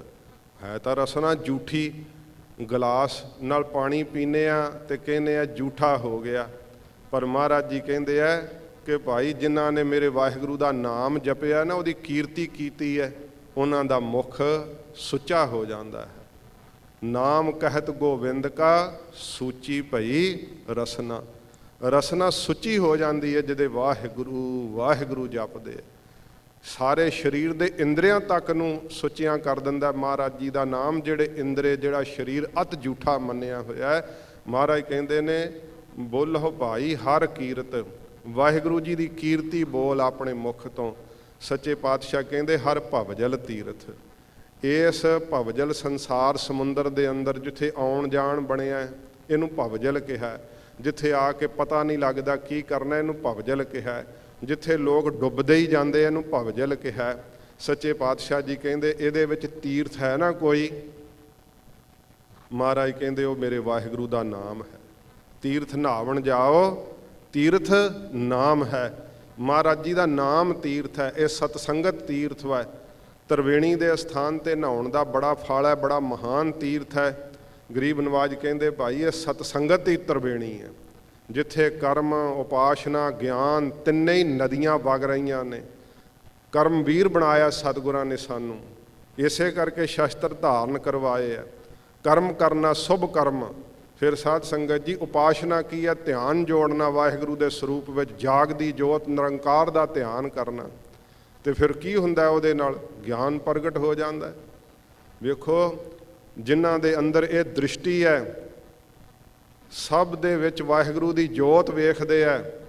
18 ਸ਼ੇਰ ਭਾਰਾ ਖੰਡਾ ਫੇਰਦੇ ਹੋਏ ਧਰਮ ਦੀ ਸਥਾਪਤੀ ਵੀ ਕਰ ਰਹੇ ਆ, ਜ਼ਾਲਮਾਂ ਦੇ ਸਿਰ ਵੀ ਕੱਟ ਰਹੇ ਆ, ਸੀਸ ਤਲੀ ਤੇ ਧਰ ਕੇ ਯੁੱਧ ਕਰ ਰਹੇ ਆ, ਪਰ ਅੰਦਰ ਗਿਆਨ ਦੀ ਅਵਸਥਾ ਉਹ ਹੀ ਟਿਕੀ ਹੋਈ ਹੈ, ਕਿਉਂਕਿ ਉਹਨਾਂ ਨੇ ਨਾਮ ਦੇ ਤੀਰਥ ਤੇ ਇਸ਼ਨਾਨ ਕੀਤਾ ਹੈ। ਸੱਚੇ ਪਾਤਸ਼ਾਹ ਜੀ ਮਹਾਰਾਜ ਕਹਿੰਦੇ ਨੇ ਭਾਈ ਇਹ ਨਾਮ ਦੇ ਤੀਰਥ ਤੇ ਇਸ਼ਨਾਨ ਕਿਵੇਂ ਹੋ ਸਕਦਾ ਹੈ? हे ਭਰਾਵੋ, ਵਾਹਿਗੁਰੂ ਦਾ ਨਾਮ ਆਪਣੇ ਮੁਖ ਤੋਂ ਬੋਲੋ। ਸੁਣਿਆ ਮੰਨਿਆ ਮਨ ਕੀਤਾ ਭਾਓ, ਅੰਤਰਗਤ ਤੀਰਥ ਮਲ ਨਹਾਓ। ਅੰਦਰਲੇ ਤੀਰਥ ਤੇ ਮਹਾਰਾਜ ਕਹਿੰਦੇ ਭਾਈ ਇਸ਼ਨਾਨ ਕਰ ਲਵੋ, ਫਿਰ ਗਾਵਿਆ ਸੁਣਿਆ ਥਾਂ ਪੈ ਜਾਵੇਗਾ। ਹਰ ਦਰ ਤਿਨ ਕੀ ਊਤਮ ਬਾਤ ਹੈ ਸੰਤ ਹੋ। ਮਹਾਰਾਜ ਕਹਿੰਦੇ ਨੇ ਭਾਈ ਸ਼ਾਂਤ ਆਤਮਾ ਵਾਲੇ ਮਹਾਂਪੁਰਖੋ, ਮੇਰੇ ਵਾਹਿਗੁਰੂ ਦੇ ਦਰ ਤੇ ਉਹਨਾਂ ਦੀ ਉੱਤਮ ਗੱਲ ਹੈ, ਉਹਨਾਂ ਦਾ ਬੜਾ ਉੱਤਮ ਦਰਜਾ ਹੈ। ਜਦੋਂ ਵਾਹਿਗੁਰੂ ਦੇ ਦਰ ਤੇ ਜਾਂਦੇ ਹੈ ਤੇ ਉੱਥੇ ਉਹਨਾਂ ਦਾ ਬੜਾ ਮਾਣ ਤੇ ਸਤਿਕਾਰ ਹੁੰਦਾ ਹੈ। ਕਿਹਨਾਂ ਦਾ? ਹਜੂਰ ਦੱਸਦੇ ਆ, ਹਰ ਕਥਾ ਜਿਨ ਜਨ ਹੋ ਜਾਨੀ। ਜਿਨ੍ਹਾਂ ਨੇ ਮੇਰੇ ਵਾਹਿਗੁਰੂ ਦੀ ਕਥਾ ਨੂੰ ਦਿਲ ਨਾਲ ਜਾਣ ਲਿਆ, ਜੀ ਜਾਨ ਨਾਲ ਜਾਣ ਲਿਆ। ਇੱਕ ਕਹਿੰਦਾ ਮੈਂ ਵੀ ਕਥਾ ਦਾ ਮਹਾਤਮ ਜਾਣ ਲਿਆ। ਕਹਿੰਦੇ ਕੀ ਜਾਣ ਲਿਆ? ਕਹਿੰਦੇ ਵੇਖੋ ਕ੍ਰਿਸ਼ਨ ਜੀ ਬਾਬਤ ਲਿਖਿਆ ਹੋਇਆ ਕਿ ਪਾਰ ਜਾਤ ਗੋਪੀ ਲੈ ਆਇਆ, ਬਿੰਦਰਾ ਬਨ ਮਹਿ ਰੰਗ ਕੀਆ। ਕਿ ਅਵਤਾਰ ਵੀ ਵੇਖੋ ਆਪਣੀ ਇਸਤਰੀ ਨੂੰ ਖੁਸ਼ ਕਰਨ ਵਾਸਤੇ ਕਲਪ ਬ੍ਰਿਸ਼ ਲਿਆਂਦਾ ਸੀ। ਮੈਂ ਮਹਾਤਮ ਪਾ ਲਿਆ ਕਿ ਇਸਤਰੀ ਦੀ ਖੁਸ਼ੀ ਲੈਣੀ ਚਾਹੀਦੀ ਹੈ, ਇਸਤਰੀ ਦਾ ਦਾਸ ਬਣ ਕੇ ਰਹਿਣਾ ਚਾਹੀਦਾ। ਦੇਖੋ ਕਥਾ ਵਿੱਚੋਂ ਕੀ ਮਹਾਤਮ ਪਾਇਆ ਹੈ। ਸੱਚੇ ਪਾਤਸ਼ਾਹ ਜੀ ਮਹਾਰਾਜ ਕਹਿੰਦੇ ਭਾਈ ਜਿਨ੍ਹਾਂ ਨੇ ਵਾਹਿਗੁਰੂ ਦੇ ਸਰੂਪ ਦਾ ਅਨੁਭਵ ਪਾ ਲਿਆ ਹੈ, ਹਰ ਕਥਾ ਜਿਨ ਜਨਹੋਂ ਜਾਨੀ, ਜਿਸ ਜਨ ਨੇ ਪਿਆਰੇ ਨੇ ਵਾਹਿਗੁਰੂ ਦੀ ਅਕਥ ਕਥਾ ਨੂੰ ਜਾਣ ਲਿਆ ਹੈ। ਕਿਉਂਕਿ ਇਹ ਕਥਾ ਨੂੰ ਸੰਪੂਰਨ ਤੌਰ ਤੇ ਕੋਈ ਕਥਨ ਨਹੀਂ ਕਰ ਸਕਦਾ। ਪ੍ਰਮਾਣ ਬੜੇ ਮੇਰੇ ਸਾਹਮਣੇ ਆਉਂਦੇ ਆ, ਪਰ ਮੈਂ 5-7 ਮਿੰਟ 'ਚ ਸਮਾਪਤੀ ਕਰਾਂਗਾ। ਸਾਧ ਸੰਗਤ ਜੀ, ਕਿਸੇ ਨੇ ਬ੍ਰਹਮ ਵਿਦਿਆ ਨੂੰ ਪੜ੍ਹਿਆ ਤੇ ਬ੍ਰਹਮ ਵਿਦਿਆ ਨੂੰ ਕਮਾਇਆ ਨਾ, ਤੇ ਉਹਦੇ ਮਨ ਵਿੱਚ ਖਿਆਲ ਆਇਆ ਕਿ ਵੇਖੋ ਵਿਦਿਆ ਵੀ ਪੜ੍ਹੀ ਤੇ ਲਾਭ ਕੋਈ ਨਹੀਂ ਹੋ ਰਿਹਾ, ਮਾਇਆ ਦਾ ਕੋਈ ਪਦਾਰਥ ਨਹੀਂ ਪ੍ਰਾਪਤ ਹੋ ਰਿਹਾ, ਤੇ ਉਹ ਬੜਾ ਦੁਖੀ ਸ਼ਾਹੂਕਾਰ ਕੋਲ ਗਿਆ ਚੱਲ ਕਰਕੇ। ਸ਼ਾਹੂਕਾਰ ਕਹਿੰਦਾ ਬੜਾ ਦੁਖੀ ਆ, ਕੀ ਗੱਲ ਆ? ਕਹਿੰਦਾ ਵਿਦਿਆ ਬੜੀ ਪੜ੍ਹੀ ਪਰ ਮਾਇਆ ਨਹੀਂ ਕਿਤੋਂ ਪ੍ਰਾਪਤ ਹੁੰਦੀ। ਕਹਿੰਦਾ ਲੈ ਤੂੰ ਮੈਨੂੰ ਕਥਾ ਸੁਣਾ, ਮੈਂ ਇੱਕ ਸੁਣੂੰਗਾ ਕਥਾ, ਇੱਕ ਮੇਰੀ ਨੂੰਹ ਸੁਣੂਗੀ, ਇੱਕ ਮੇਰਾ ਪੁੱਤਰ ਸੁਣੂਗਾ, ਇੱਕ ਮੇਰੀ ਘਰਵਾਲੀ ਸੁਣੂਗੀ। ਇਸ ਪ੍ਰਕਾਰ ਜਦੋਂ ਉਸਨੇ ਕਿਹਾ ਤੇ ਉਹ ਫਿਰ ਕਥਾ ਕਰਨ ਲੱਗ ਪਿਆ। ਮਹਾਂਭਾਰਤ ਦੀ ਜਦੋਂ ਕਥਾ ਸੰਪੂਰਨ ਹੋਈ, ਕਹਿਣ ਲੱਗਾ ਕਿ ਤੂੰ ਕਥਾ ਦਾ ਸ਼ਾਹੂਕਾਰ ਕੁਝ ਮਹਾਤਮ ਕਰ। ਕਹਿੰਦਾ ਮੈਂ ਤਾਂ ਕਥਾ ਦਾ ਮਹਾਤਮ ਇਹ ਜਾਣਿਆ ਕਿ ਸੂਈ ਦੇ ਨੱਕੇ ਜਿੰਨੀ ਕਿਸੇ ਨੂੰ ਚੀਜ਼ ਨਹੀਂ ਦੇਣੀ ਚਾਹੀਦੀ। ਕਿਉਂਕਿ ਉਹ ਦੁਰਯੋਧਨ ਕਹਿੰਦਾ ਸੀ ਨਾ ਕਿ ਮੈਂ ਸੂਈ ਦੇ ਨੱਕੇ ਜਿੰਨੀ ਥਾਂ ਨਹੀਂ ਦੇਣੀ। ਕਹਿੰਦਾ ਇਹ ਮੈਂ ਕਥਾ ਦਾ ਮਹਾਤਮ ਪਾਇਆ। ਕਹਿੰਦਾ ਲਓ ਵੇਖੋ। ਕਹਿੰਦਾ ਹੋਰ ਸੂਰਬੀਰਾਂ ਦੀ ਵੀ ਕਥਾ ਆਈ ਸੀ। ਕਹਿੰਦਾ ਉਹ ਨਹੀਂ ਮੈਂ ਜਾਣਦਾ, ਮੈਂ ਤਾਂ ਇੱਕ ਗੱਲ ਧਾਰਨ ਕਰ ਲਈ ਹੈ। ਤੇ ਫਿਰ ਇਸ ਪ੍ਰਕਾਰ ਜਦੋਂ ਉਹਦੇ ਸਾਧ ਸੰਗਤ ਜੀ ਉਹ ਕੁੰਤੀ ਦਾ ਜ਼ਿਕਰ ਆਇਆ ਤੇ ਉਹ ਉਸਦੀ ਜਿਹੜੀ ਸੀ ਲੜਕੀ ਉਹਨੂੰ ਕਹਿਣ ਲੱਗਾ ਕਿ ਤੂੰ ਕੁਝ ਮਹਾਤਮ ਕਰ ਕਥਾ ਦਾ। ਕਹਿੰਦੇ ਮੈਂ ਤਾਂ ਮਹਾਤਮ ਇਹ ਜਾਣਿਆ ਹੈ ਕਿ ਜਿਹੜਾ ਆਨੰਦ ਕਾਰਜ ਤੋਂ ਬਿਨਾਂ ਵੀ ਜੇ ਬੱਚਾ ਪੈਦਾ ਹੋ ਜੇ ਤਾਂ ਕੋਈ ਗਲਤੀ ਨਹੀਂ ਹੈ। ਕਹਿੰਦਾ ਵੇਖੋ ਇਹਨੇ ਕੀ ਮਹਾਤਮ ਪਾ ਲਿਆ ਹੈ। ਘਰਵਾਲੀ ਉਹਦੀ ਕਹਿੰਦੀ ਹੈ ਕਿ ਇਸ ਪ੍ਰਕਾਰ ਜਿਹੜੀ ਦਰੋਪਦਾ ਸੀ ਉਹ ਇੱਕ ਪਤੀ ਤੋਂ ਵੱਧ ਵੀ ਜੇ ਮਰਦ ਹੋਣ ਤਾਂ ਕਿਹੜੀ ਕੋਈ ਇਸ ਪ੍ਰਕਾਰ ਗੱਲ ਵੈ। ਉਹ ਕਹਿੰਦਾ ਵੇਖੋ ਪੁੱਠੀਆਂ ਗੱਲਾਂ ਇਹਨਾਂ ਨੇ ਕਥਾ ਵਿੱਚੋਂ ਸਿੱਖ ਲਈਆਂ ਤੇ ਬਾਹਰ ਚਲਿਆ ਗਿਆ ਬੜਾ ਪਰੇਸ਼ਾਨ ਹੋ ਕਰਕੇ। ਅਜਾਲੀ ਨੂੰ ਇੱਕ ਜੰਗਲ ਵਿੱਚ ਮਿਲਿਆ ਅਜਾਲੀ, ਤੇ ਉਹ ਕਹਿੰਦਾ ਬੜਾ ਦੁਖੀ ਆ, ਕੀ ਗੱਲ ਹੈ? ਕਹਿੰਦਾ ਕਥਾ ਪੁੱਠੀ ਪੈ ਗਈ ਮੇਰੇ ਤੇ। ਉਹਨੇ ਕਥਾ ਪੜ੍ਹੀ ਸੀ, ਬ੍ਰਹਮ ਵਿਦਿਆ ਪੜ੍ਹੀ ਸੀ। ਕਹਿੰਦਾ ਕਥਾ ਪੁੱਠੀ ਪੈ ਗਈ। ਕਹਿੰਦਾ ਕੀ ਗੱਲ ਹੈ? ਕਹਿੰਦਾ ਵੇਖੋ ਮੈਂ ਕਥਾ ਸੁਣਾਈ ਤੇ ਆਹ ਮਹਾਤਮ ਦੱਸਦੇ ਆ ਮੈਨੂੰ ਅੱਗੋਂ ਕਥਾ 'ਚੋਂ ਸੁਣ ਕਰਕੇ। ਕਹਿਣ ਲੱਗਾ ਪੰਡਤ ਜੀ ਮੇਰੇ ਕੋਲ ਪਾਰਸ ਹੈ ਤੇ ਪਰ ਮੈਂ ਪਾਰਸ ਦੇਵਾਂਗਾ ਤਾਂ ਜਾਂ ਇਹ ਮੇਰੇ ਕੁੱਤੇ ਦੀ, ਜੇ ਵਾਹਿਗੁਰੂ ਪਹਿਲੋਂ ਕਹਿੰਦਾ ਭੇਡਾਂ ਦਾ ਦੁੱਧ ਪੀਏਗਾ ਤਾਂ ਪਾਰਸ ਦੇਵਾਂਗਾ। ਬ੍ਰਾਹਮਣ ਵਾਸਤੇ ਭੇਡਾਂ ਦਾ ਦੁੱਧ ਪੀਣਾ ਸਾਧ ਸੰਗਤ ਜੀ ਉਹ ਸ਼ਾਸਤਰਾਂ ਵਿੱਚ ਲਿਖਿਆ ਹੋਇਆ ਕਿ ਮਾੜਾ ਹੈ। ਉਹ ਕਹਿੰਦਾ ਮੈਂ ਕਿਉਂ ਭੇਡਾਂ ਦਾ ਦੁੱਧ ਪੀਵਾਂ, ਮੈਂ ਨਹੀਂ ਪੀਣਾ। ਤੇ ਆਂਦਾ ਚੰਗਾ ਮੈਂ ਪਾਰਸ ਵੀ ਫਿਰ ਨਹੀਂ ਦੇਣਾ।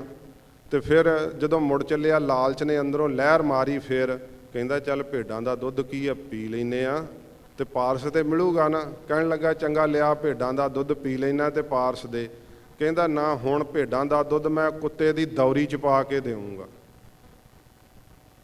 ਜੇ ਪੀਣਾ ਤੇ ਫਿਰ 10 ਪਾਰਸ ਤਾਂ ਦਊਂਗਾ। ਤੇ ਉਹ ਸਾਧ ਸੰਗਤ ਜੀ ਇਸ ਪ੍ਰਕਾਰ ਜਦੋਂ ਕਹਿੰਦਾ ਚੰਗਾ ਲਿਆ ਕੁੱਤੇ ਦੀ ਦੌਰੀ 'ਚ ਹੀ ਪੀ ਲੈਣਾ। ਜਦੋਂ ਤਿਆਰ ਹੋਇਆ ਪੀਣ ਵਾਸਤੇ ਤੇ ਉਹ ਅੱਗੋਂ ਅਜਾਲੀ ਕਹਿੰਦਾ ਮੂਰਖ ਮੈਂ ਤੂੰ, ਜੇ ਮੇਰੇ ਕੋਲ ਪਾਰਸ ਹੁੰਦਾ ਤਾਂ ਮੈਂ ਭੇਡਾਂ ਹੀ ਚਾਰਦਾ ਫਿਰਦਾ। ਕਹਿੰਦਾ ਤੂੰ ਬ੍ਰਹਮ ਵਿਦਿਆ ਨੂੰ ਪੜ੍ਹਿਆ ਕਮਾਇਆ ਨਹੀਂ। ਜਿਹੜੀ ਹਰੀ ਦੀ ਕਥਾ ਹੈ ਨਾ ਇਹਨੂੰ ਦਿਲੋਂ ਜੀ ਜਾਨ ਨਾਲ ਸਾਧ ਸੰਗਤ ਜੀ ਕਮਾਏ ਜੇ ਕੋਈ, ਤੇ ਸੱਚੇ ਪਾਤਸ਼ਾਹ ਜੀ ਕਹਿੰਦੇ ਹਰੀ ਦੇ ਦਰ ਉਹਨਾਂ ਦੀ ਉੱਤਮ ਬਾਤ ਹੁੰਦੀ ਹੈ। ਸ੍ਰੀਮਾਨ ਸੰਤ ਗਿਆਨੀ ਗੁਰਬਚਨ ਸਿੰਘ ਜੀ ਖਾਲਸਾ ਪਿੰਡਰਾਂ ਵਾਲੇ ਮਹਾਂਪੁਰਖ ਜਿਸ ਦਿਨ ਸਰੀਰ ਛੱਡਣਾ ਸੀ ਉਸ ਦਿਨ ਵੀ ਸਾਧ ਸੰਗਤ ਜੀ ਸਗੋਂ 1 ਘੰਟੇ ਤੋਂ ਵਧੇਕ ਕਥਾ ਕੀਤੀ ਸੀ। ਸੰਤ ਕਰਤਾਰ ਸਿੰਘ ਜੀ ਪਾਠ ਕਰਦੇ ਸੀ, ਨਾਲ ਕਿਹਾ ਮਹਾਰਾਜ ਤੁਹਾਡਾ ਸਰੀਰ ਠੀਕ ਨਹੀਂ, ਸਮਾਪਤੀ ਕਰ ਦਿਓ, 1 ਘੰਟਾ ਹੋ ਗਿਆ। ਕਹਿੰਦੇ ਤੈਨੂੰ ਪਾਠ ਕਰਦੇ ਨੂੰ ਕੀ ਹੈ, ਸਾਡਾ ਅਜੇ ਚਿੱਤ ਹੋਰ ਕਰਦਾ। ਮਹਾਰਾਜ ਦੇ ਵਿਆਹ ਦਾ ਪ੍ਰਸੰਗ ਸੀ ਗੁਰੂ ਗੋਬਿੰਦ ਸਿੰਘ ਸੱਚੇ ਪਾਤਸ਼ਾਹ ਜੀ ਮਹਾਰਾਜ ਦਾ। ਉਸ ਰਾਤ ਆਪ ਜੀ ਨੇ ਸੱਚਖੰਡ ਚਾਲਾ ਮਾਰਿਆ, 1 ਘੰਟੇ ਤੋਂ ਵਧੇਕ ਕਥਾ ਕੀਤੀ ਤੇ ਜ਼ਿੰਦਗੀ ਦੇ ਆਖਰੀ ਸਾਹਾਂ ਤੱਕ ਕਥਾ ਕਰਦੇ ਰਹੇ। ਸੱਚੇ ਪਾਤਸ਼ਾਹ ਜੀ ਮਹਾਰਾਜ ਕਹਿੰਦੇ ਹਰ ਦਰ ਤਿਨ ਕੀ ਊਤਮ ਬਾਤ ਹੈ ਸੰਤੋ। ਹੇ ਸ਼ਾਂਤ ਅੰਤਮਾ ਵਾਲੇ ਮਹਾਂਪੁਰਖੋ, ਮੇਰੇ ਵਾਹਿਗੁਰੂ ਦੇ ਘਰ ਉਹਨਾਂ ਦੀ ਬੜੀ ਉੱਤਮ ਗੱਲ ਹੈ, ਉਹਨਾਂ ਦਾ ਬੜਾ ਸਤਿਕਾਰ ਹੈ, ਉਹਨਾਂ ਦਾ ਬੜਾ ਮਾਣ ਹੈ। ਕਿਹਨਾਂ ਦਾ? ਹਰ ਕਥਾ ਜਿਨ ਜਨਹੋਂ ਜਾਨੀ, ਜਿਨ੍ਹਾਂ ਨੇ ਹਰੀ ਦੀ ਪ੍ਰੇਮ ਦੀ ਕਥਾ ਨੂੰ ਸੱਚੇ ਪਾਤਸ਼ਾਹ ਜੀ ਦੇ ਉਪਦੇਸ਼ ਦੁਆਰਾ ਜਾਣ ਲਿਆ ਨਾ, ਜਿਸ ਜਨ ਪਿਆਰੇ ਨੇ, ਉਹਦੀ ਜੈ ਜੈਕਾਰ ਹੈ ਪਰਲੋਕ ਦੇ ਅੰਦਰ। ਰਹਾਉ। ਵਿਸ਼ਰਾਮ ਦੇ ਕੇ ਮਹਾਰਾਜ ਜੀ ਫਰਮਾਉਂਦੇ ਹਨ, ਆਪੇ ਗੁਰ ਚੇਲਾ ਹੈ ਆਪੇ। ਸਤਿਗੁਰੂ ਜੀ ਕਹਿੰਦੇ ਮੇਰੇ ਸਤਿਗੁਰੂ ਜੀ ਆਪ ਹੀ ਗੁਰੂ ਰੂਪ ਹਨ ਤੇ ਚੇਲਾ ਰੂਪ ਹੋ, ਸਿੱਖ ਰੂਪ ਹੋ ਕਰਕੇ ਸਿੱਖਿਆ ਨੂੰ ਕਮਾਉਣ ਵਾਲੇ ਵੀ ਆਪ ਹੀ ਹੈ। ਸੱਚੇ ਪਾਤਸ਼ਾਹ ਜੀ ਮਹਾਰਾਜ ਸਿੱਖ ਦੇ ਅੰਦਰ ਆਪ ਹੀ ਵਸ ਕਰਕੇ ਓਡੀ ਵੱਡੀ ਭਾਵਨਾ ਲਾ ਦਿੰਦੇ ਹੈ।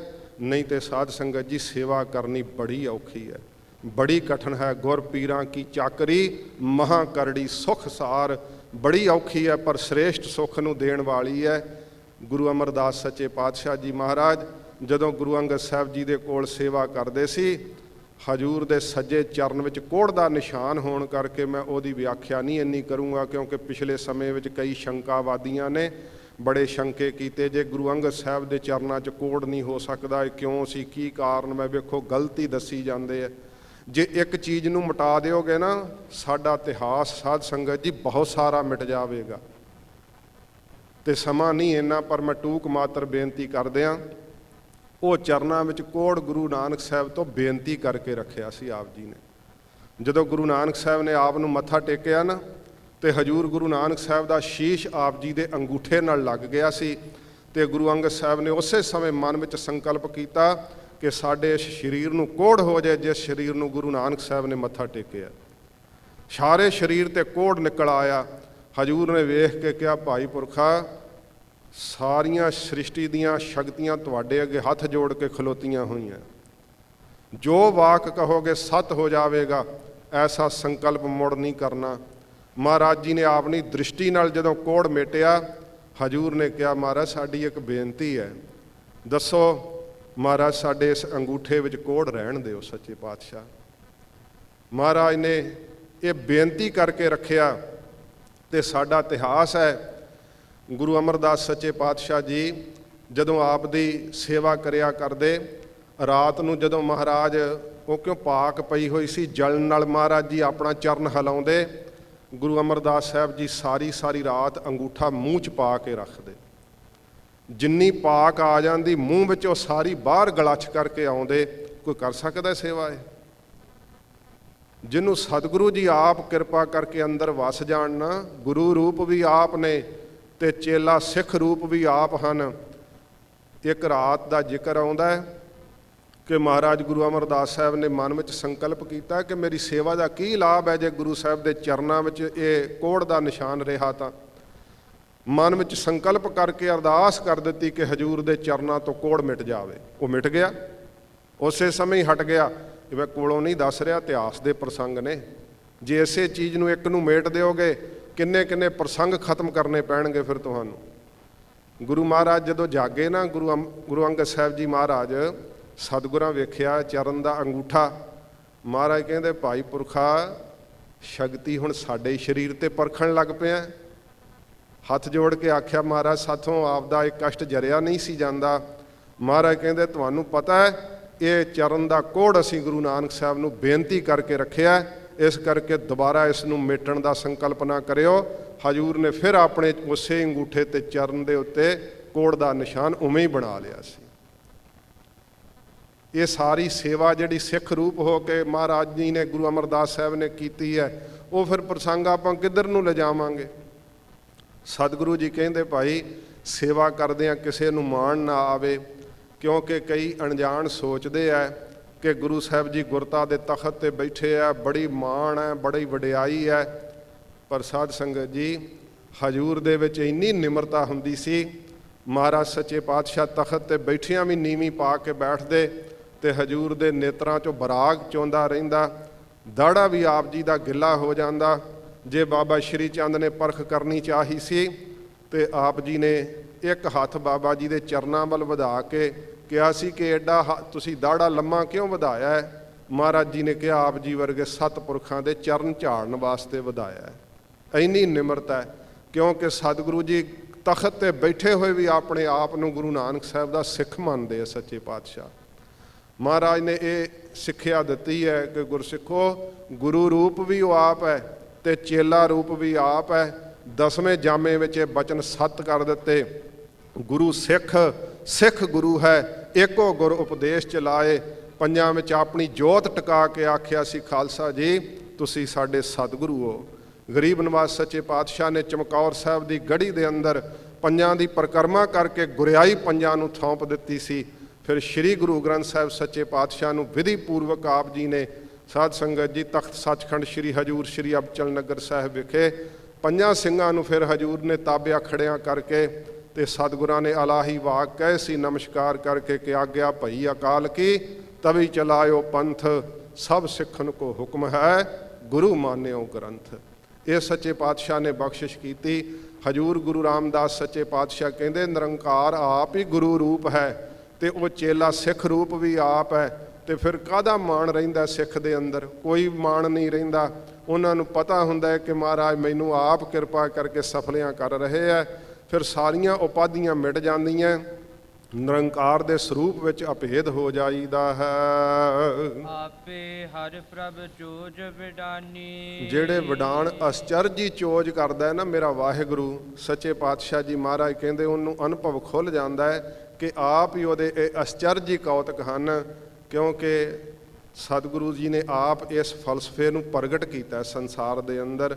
ਇਸੇ ਕਰਕੇ ਭਾਈ ਗੁਰਦਾਸ ਸਾਹਿਬ ਜੀ ਦੂਸਰੇ ਨੇ ਕਿਹਾ ਵਹ ਪ੍ਰਗਟਿਓ ਮਰਦ ਅਗੰਬੜਾ ਵਰਿਆਮ ਅਕੇਲਾ ਵਾਹੋ ਵਾਹੋ ਗੋਬਿੰਦ ਸਿੰਘ ਆਪੇ ਗੁਰ ਚੇਲਾ। ਇਹ ਅਸਚਰਜੀ ਕੌਤਕ ਸੀ। ਸੀਸ ਕੱਟ ਦੇਣੇ, ਫਿਰ ਉਹਨਾਂ ਕੱਟੇ ਹੋਏ ਸੀਸਾਂ ਨੂੰ ਅੰਮ੍ਰਿਤ ਪਾ ਕਰਕੇ ਸੁਰਜੀਤ ਕਰਨਾ, ਖੰਡੇ ਦਾ ਅੰਮ੍ਰਿਤ ਛਕਾ ਕਰਕੇ ਪੰਜਾਂ ਦੀ ਸਾਜਣਾ ਕਰਨੀ। ਇਹ ਆਪੇ ਹੀ ਮੇਰੇ ਵਾਹਿਗੁਰੂ ਨੇ ਅਸਚਰਜੀ ਕੌਤਕ ਕੀਤੇ ਐ।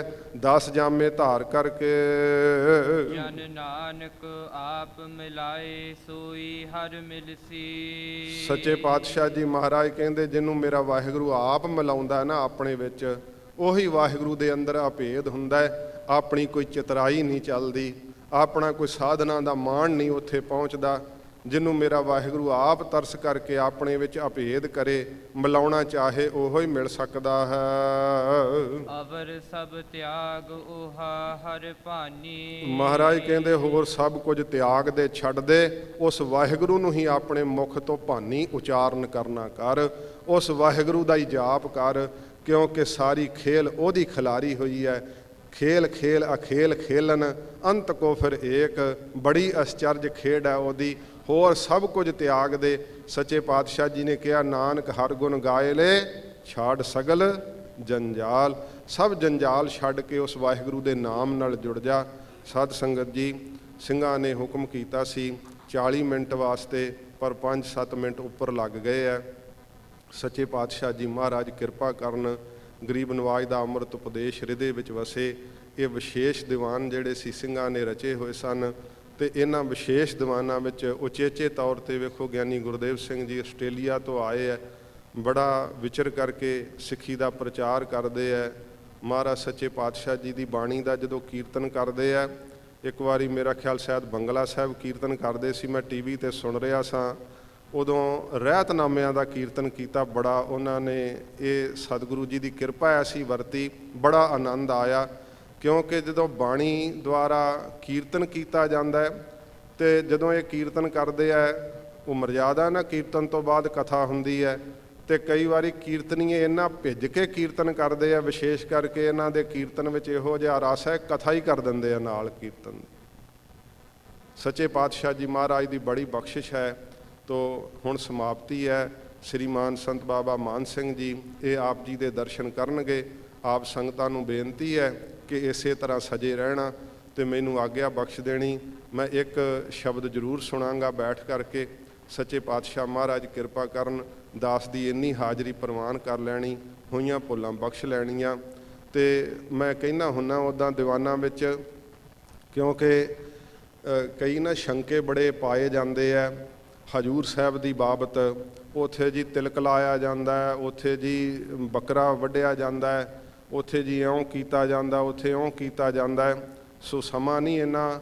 ਮੈਂ ਇੰਗਲੈਂਡ ਵਿੱਚ ਲੰਡਨ 'ਚ ਸਿੰਘਾਂ ਨੇ ਸੱਦਿਆ ਸੀ, ਉੱਥੇ ਮੈਂ ਸਟੇਜ 'ਤੇ ਇਹ ਗੱਲਾਂ ਕਹੀਆਂ ਸੀਗੀਆਂ।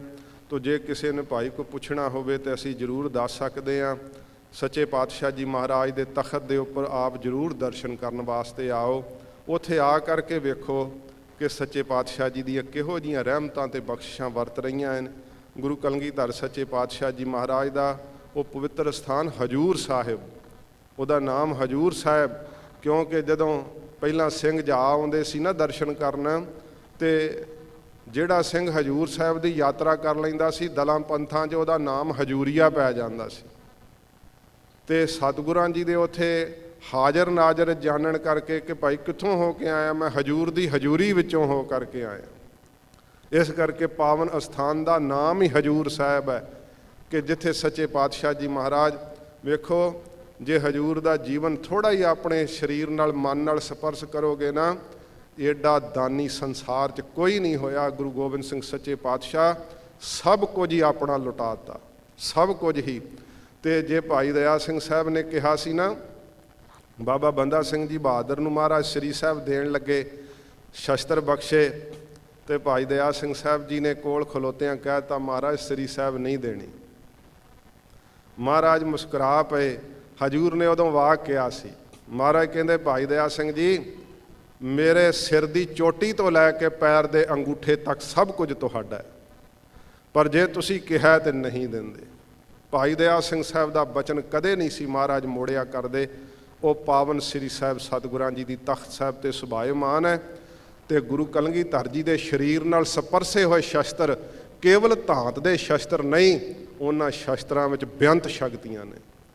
ਕਿਉਂਕਿ ਮਹਾਰਾਜ ਨੇ ਬੰਦਾ ਸਿੰਘ ਜੀ ਨੂੰ ਕਿਹਾ ਸੀ ਕਿ ਬੰਦਾ ਸਿੰਘ ਇਹ ਜਿਹੜੇ ਸਾਡੇ 5 ਤੀਰ ਨੇ, ਜਦੋਂ ਤੈਨੂੰ ਦਿਸਦਾ ਹੋਵੇ ਕਿ ਮੋਰਚਾ ਫਤਿਹ ਨਹੀਂ ਹੋ ਰਿਹਾ, ਕੋਈ ਅੜ ਗਿਆ ਮੋਰਚਾ, ਕੇਵਲ ਕਮਾਨ ਦੀ ਤੰਦੀ ਤੇ ਚੜ੍ਹ ਕੇ ਸਿੱਧਾ ਕਰੀ, ਮੋਰਚਾ ਫਤਿਹ ਹੋ ਜਾਵੇਗਾ। ਤੀਰ ਚਲਾਉਣ ਦੀ ਲੋੜ ਨਹੀਂ ਪਵੇਗੀ, ਕਿਉਂਕਿ ਤੀਰ ਕਦੇ ਅਸੀਂ ਚਮਕੌਰ ਸਾਹਿਬ ਦੀ ਗੜੀ 'ਚੋਂ ਛੱਡੇ ਤੇ 10-10 ਹਜ਼ਾਰ ਦੇ ਵਿੱਚ ਦੀ ਕੱਢੇ। ਐਸੇ ਸਤਿਗੁਰਾਂ ਦੇ ਸ਼ਸਤਰ ਉਹ ਤਖਤ ਸਾਹਿਬ ਤੇ ਸੁਭਾਇਮਾਨ ਨੇ। ਜ਼ਿੰਦਗੀ ਵਿੱਚ ਜਦੋਂ ਸਮਾਂ ਬਣੇ ਜ਼ਰੂਰ ਦਰਸ਼ਨ ਕਰਨ ਵਾਸਤੇ ਆਓ। ਸੱਚੇ ਪਾਤਸ਼ਾਹ ਦੀਆਂ ਬੜੀਆਂ ਬਖਸ਼ਿਸ਼ਾਂ ਵਰਤਦੀਆਂ।